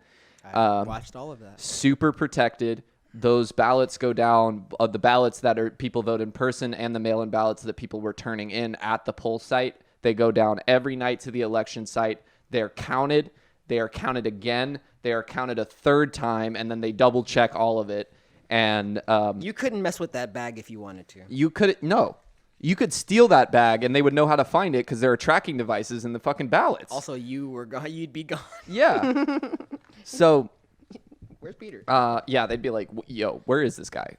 But yeah, so the thing, I'm not going to go into all the detail because I feel like this show's been going pretty long, but It's fine. I just have to pee. You're totally all that specifically is what I wanted to mention is how secure this process is. There is absolutely no chance unless their state rules are vastly different from California in the way that they handle polls. There's absolutely no chance of fraud in this election. And if there is, they catch it. We actually had a person come in who was trying to vote for a second time. Wow. So And you caught that? yeah, we person caught was it because we had a system that told us they already voted. I mean, yeah, I didn't even have to really pull out my ID. I don't think I pulled out my ID. We had this I said system. my name, I said my address, and they said, "Here Yeah. you are," and you haven't voted yet. Yeah, we have this system. We were doing the check-in of voters on a Electronic. electronic. It was an iPad. I love the electronic, by the way. Yeah, and it had all of the registration info on it. It had everyone's names. It had their addresses, and nobody could access that. It wasn't connected to the internet. So it was a super secure process, and that's really what I want to get across in the milk this time is that it was very secure, and that I don't really see any fraud happening whatsoever for how much work I had to stay in the building until the vote was counted.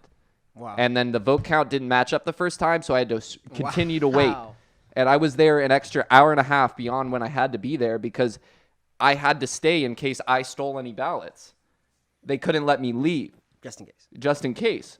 Can I say So, the what? fact that you said it's offline, it's not on. Yeah, it's not online, connected to the it's internet. not connected to That's the internet different. in any way. That is completely fine for me. That makes it 100% That makes me feel safe. 100% safe. 100%. Because that's the only way Yeah. That's why it anyone would be can't able to invade that information. That's why it was can't be coming like through a the phone internet. app or something. Like you can't be voting from home because it's going to be over Because LTE. the information will go through something, and people have the ability to look into those things I and didn't know take that stuff fact. and take information from those. But yeah, so that's really what's going on with it. I really think it's a very, very, very secure process. And if you have any doubts about that, go work an election because they don't fuck around. They really do not mess around with that stuff. Yeah, we Americans,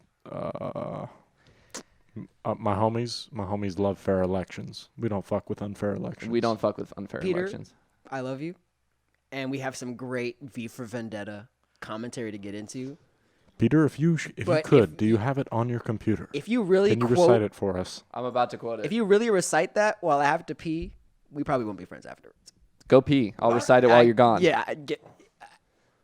So Brandon watched V for Vendetta today. Now imagine that you I also did. are Yeah, but Brandon watched it for the first time today. Go pee. imagine you are getting beat up in an alleyway by a couple Oh my fingermen, god. and this strange masked man in all black appears. Yeah. and starts and saying these words. He's got a weird mask on and he's looking kind of creepy and he beat the shit out of the guy who was trying to assault you. And then he says, "This visage, no more veneer of vanity, is a vestige of the vox populi, now vacant, vanished. However, this valorous visitation of a bygone vexation stands vivified, and has vowed to vanquish these venal and virulent vermin vanguarding vice and vouchsafing the violently vicious and voracious violation of volition." Or you could call me V. Thank you. I feel pretty You good only about said that. once, which is good. Yeah, I have a stutter, so No, what can you it's do? no, it's fine, Peter. You do better There- than most theater students that I've had the pleasure of being co-students with. So yeah, Thank you, you're Jack Tunney. good. You're good, Pete. Thank you. Yeah, so we were watching V for Vendetta today because today is November 5th, which is the 415th anniversary of the gunpowder plot in which Guy Fawkes and several other people tried to blow up Parliament and King James I during in 1605 because of policy choices that were made. V for Vendetta is about an idea that the government should not control all aspects of your life. The government should not control who you love. the reason that you love, why you love. They shouldn't control what you do, what you say. They shouldn't be able to tell you that you can't speak out against them. And it's a story about governmental control, and it's a story about courage and liberty in the face of oppression. And I love it very much, and I watch it every November 5th, V for Vendetta, Definitely, because like, it's such a good movie. 1984 vibes. Yeah. And I thought, I mean, I'm sure it was on purpose, but I thought that was just the best. You know what else is interesting about it too, though, Brandon? Did you notice? It takes place in a world that is post-pandemic. That was the that was the craziest part. Yeah. Honestly, the that United States, nonetheless. Yeah. that was in fucking insane. Yeah. And it was like the government fucked up the pandemic. Yeah. And it's the government's fault that it happened, and It was very, very surreal. It was Yeah. surreal. It was weird. was there any particular thing that stood out And to you about the movie? I haven't seen that movie before. Yeah. So, I mean, of course, I would say like the very basic thing that stood out to me was just how, empowering it was. That it turns out that, he's the idea, and Yeah, he's not a person, really. we're all him. But Under this mask, there was more than flesh. There is an idea. Mr. Creedy. And Ideas are bulletproof. I mean, I've only seen that movie Chokes him once, out. so I kind of just watched it for entertainment. So what do you think? What do you think? Because if you bring something up, I'm sure I have. I think that the movie is about the power of individuals and the power of ideas and the power of unity. It's the idea that the people give the power to the ideas, and the Yeah. ideas last forever. So for the most famous scene from it is all of them wearing his mask, all of the people of London wearing his mask as they march down the street on the 5th of November, and they confront the police, and it's like a whole thing, and it's strong because we live in a time of such unrest, and we live in a time of uncertainty, and V for Vendetta gives us flawed characters.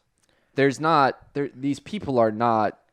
I thought the cop was interesting. Yeah. Because And the talk show host, interesting. Yeah, And- I'm honestly probably gonna watch it again tonight. Yeah. Because I watched it for entertainment. It's my first time seeing it. I was just kind of Yeah. watching the pictures and everything, but it was crazy, or just interesting about the cop as he began to slowly become more invested in this conspiracy. He realizes that he's on the bad side, and like Yeah. he's like, I went to this place and I just had this feeling that all of this was connected. And then the guy asks him, he's like, well, what made you think that? What proved that to you? And he's like, I don't know. It was just a feeling. And it's like, that's just what it is. Like, you're not going to go and you're not just going to see, the struggle of the proletariat over the last 300 years. Like, that's not something that you will consciously feel. And, honestly, that's kind of how I feel like as a black guy. But so I don't know if all Americans really feel that conscious, Constant. constant roots, feeling the darkness of your roots. Like, And I think it's important to remember something. And that's V's whole point. You can't forget the gunpowder treason, because that's our foundation. Our foundation is, even more so here in America than in Britain, our foundation is questioning our government. revolution. Our foundation is saying, maybe this guy who's in power, maybe he's not all he's chalked up to be. Maybe he's not as smart as he says he is. Maybe he's not as intelligent and highfalutin and maybe as rich or whatever else, cult of personality he has made about himself. Maybe it's not true. And that kind of thing is important. And V for Vendetta says that message unlike any other movie That's that why I've seen. the character of Evie was very, like, all of the characters are very, like, nuanced and just interesting because, I mean, she has to learn. She was just, your normal girl, your normal, works in media, wants to get to the top, willing to, just not do whatever to be rich, but she's just going through the motions, working in society, living life. Mm-hmm. And she, has a traumatic robbery experience. I heard you say that when I was running out. And suddenly she has to go through this awakening process. And I thought, And then she got woke. yeah, I think that movie really shows how, painful it can be to be awakened and enlightened, and It's like birth. yeah, I mean, It's a painful process for both the person that is He had to kill her. giving birth and the person who is being born. he had to Not- fuck her up. Not to Yeah. derail this amazing conversation that has come of V for Vendetta, but I'd like to shoot through these last 2 minutes because we have reached 1 minute till 2 hours. Okay, so the last two stories that we have are about a dog that was elected mayor this year in a Kentucky town. That's great. We already did It's that a- in California. Yes. Great job. French bulldog. My computer just died. Wow, I It's just watched it happen. It's a That's why we French. should speed up. It's a French bulldog. I don't know its name because it's not in front of me anymore, but it's a Hold cutie on, pie. hold on, I'll look And for it. I'll then look for it. the next story that we had is about a dead candidate in North Dakota Oh, yeah. who died of COVID a little while ago, who won his election anyway. Oh my God. The dog's name is Wilbur. Wilbur for mayor. love Wilbur for America. mayor. Sometimes I don't love America. Sometimes I love America. Sometimes I love America. we got. Hey, Wilbur I think the we should. mayor. I think we Hold on. should really leave it on that point. Really, I think so. sometimes Let's leave it on this cute ass. I don't like America, but sometimes The I dog like has the same America. face as its owner. Look at this. hey, that's fucked up. They have the same expression. They have the same expression. on fucked right up, now. Jack Tunney. No, they don't have the same face. Sorry, Take it I'm back. I'm Nah, restating my look at fact. that Oh, just forehead. ex- Look expression. look at their expression. It's this. Look at that bulging left forehead. No, stop. That is not what I was referring Stop. to. No, look I at would the never say bulge. that about somebody. She's fucking. Look at the no. Oh, pull God. that shit back Yeah, I'm up. looking Don't- at your don't. bulge. No, don't look at my glasses. Whoa, that was an What did interesting you just throw. throw at That me, was Peter? interesting. That was Whitehead? chocolate. You want some more? Nah, go There back. you go. No, I want a Rolo. You want a Rolo? I caught that. Look at the bulge on her forehead. I want the viewers Hit the to. mic. They're throwing candy, so I want the viewers to personally go back and look at the bulge on the pit bull's left eye, and then look Don't. at the bulge on her thumb forehead. All right, Wrong. here. This is the season finale, guys. So I just wanted to say thank you so much. These 10 episodes, they've been really fun for me and This Brandon. is like our pilot. Like that's what I Yeah, was it's our thinking. pilot program, you know, and we're working out some kinks.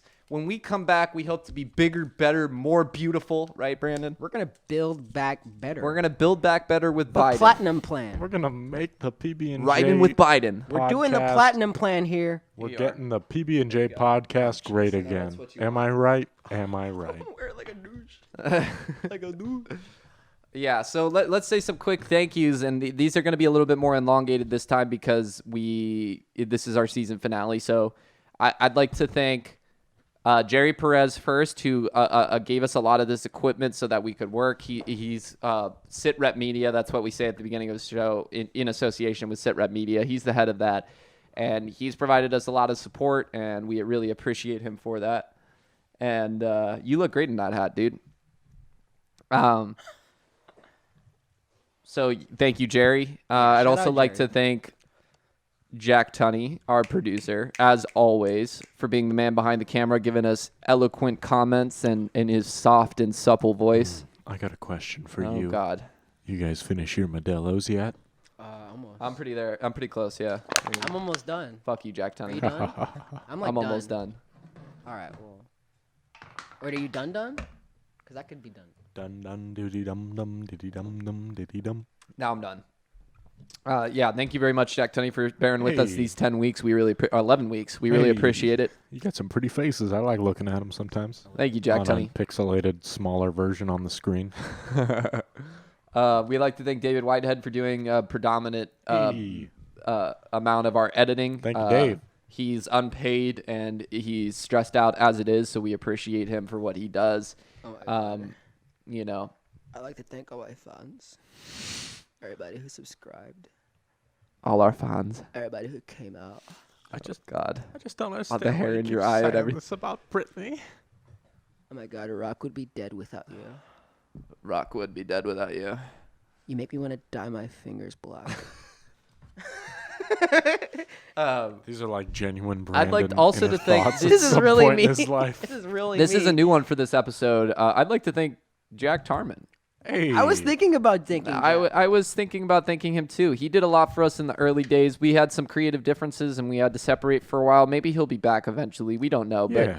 we do love him. We love you with all our heart, Jack. And If you're watching, which hopefully you are, yeah, I hope you understand. I mean, these weeks have just been, weeks of just like honestly, Turmoil. constant stress and turmoil, and so much change. So and- one week we're working all week, and then some weeks we're working 10 hours before the podcast, nonstop working on the outline, kind of like today.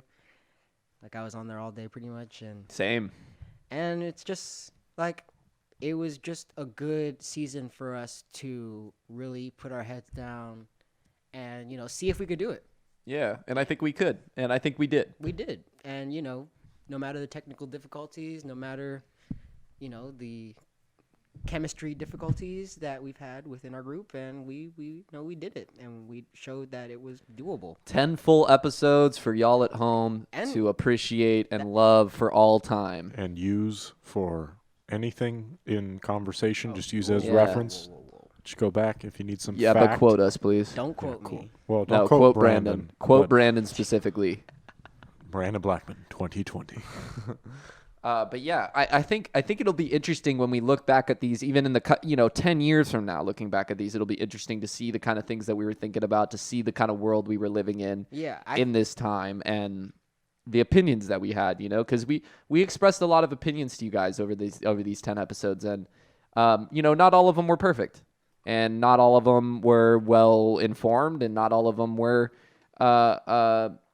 politically correct, but I've said things, and then an hour later, I believe something else, and just because I say something and then I learn.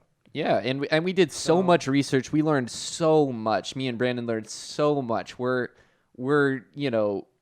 way more educated about certain issues now than we were 10 weeks ago. I And just want this show. it's to be... because of you. We did this because we wanted to give you everything that we could, as much as we could. You know what, Peter? I'm going to give you this note because I took acting for the camera for a little while. I'm going to tell you right now. A note. What you just said, that's some solid ass work right there. Look directly into the fucking camera when you say that shit. That goes directly to the heart. Yeah. We appreciate you. We really do. I want the Don't show look to be around. like Don't look around like you're looking for the audience. It's right there. audience. I want this show to be a record of the times. Mhm. I want this show to be November 5th, 2020. Mm-hmm. This is what was going on. This is how we felt. We were confused. We were excited. We were wrong. Mm-hmm. We were lost, and however we feel, we should just bring that. It shouldn't be like we're trying to be perfect. Yeah. It should just be, we are who we are. And we are who we are. And let me say just again, I am Peter Whitehead. And my name is Brandon Blackmon. And this We- was Jack Tunney. And we are the PB&J podcast. P. Y'all have a wonderful B. 2 weeks. We will see you J. soon for season 2. As soon as possible. As soon as possible. We We love love you. ya. Goodbye. Thank you.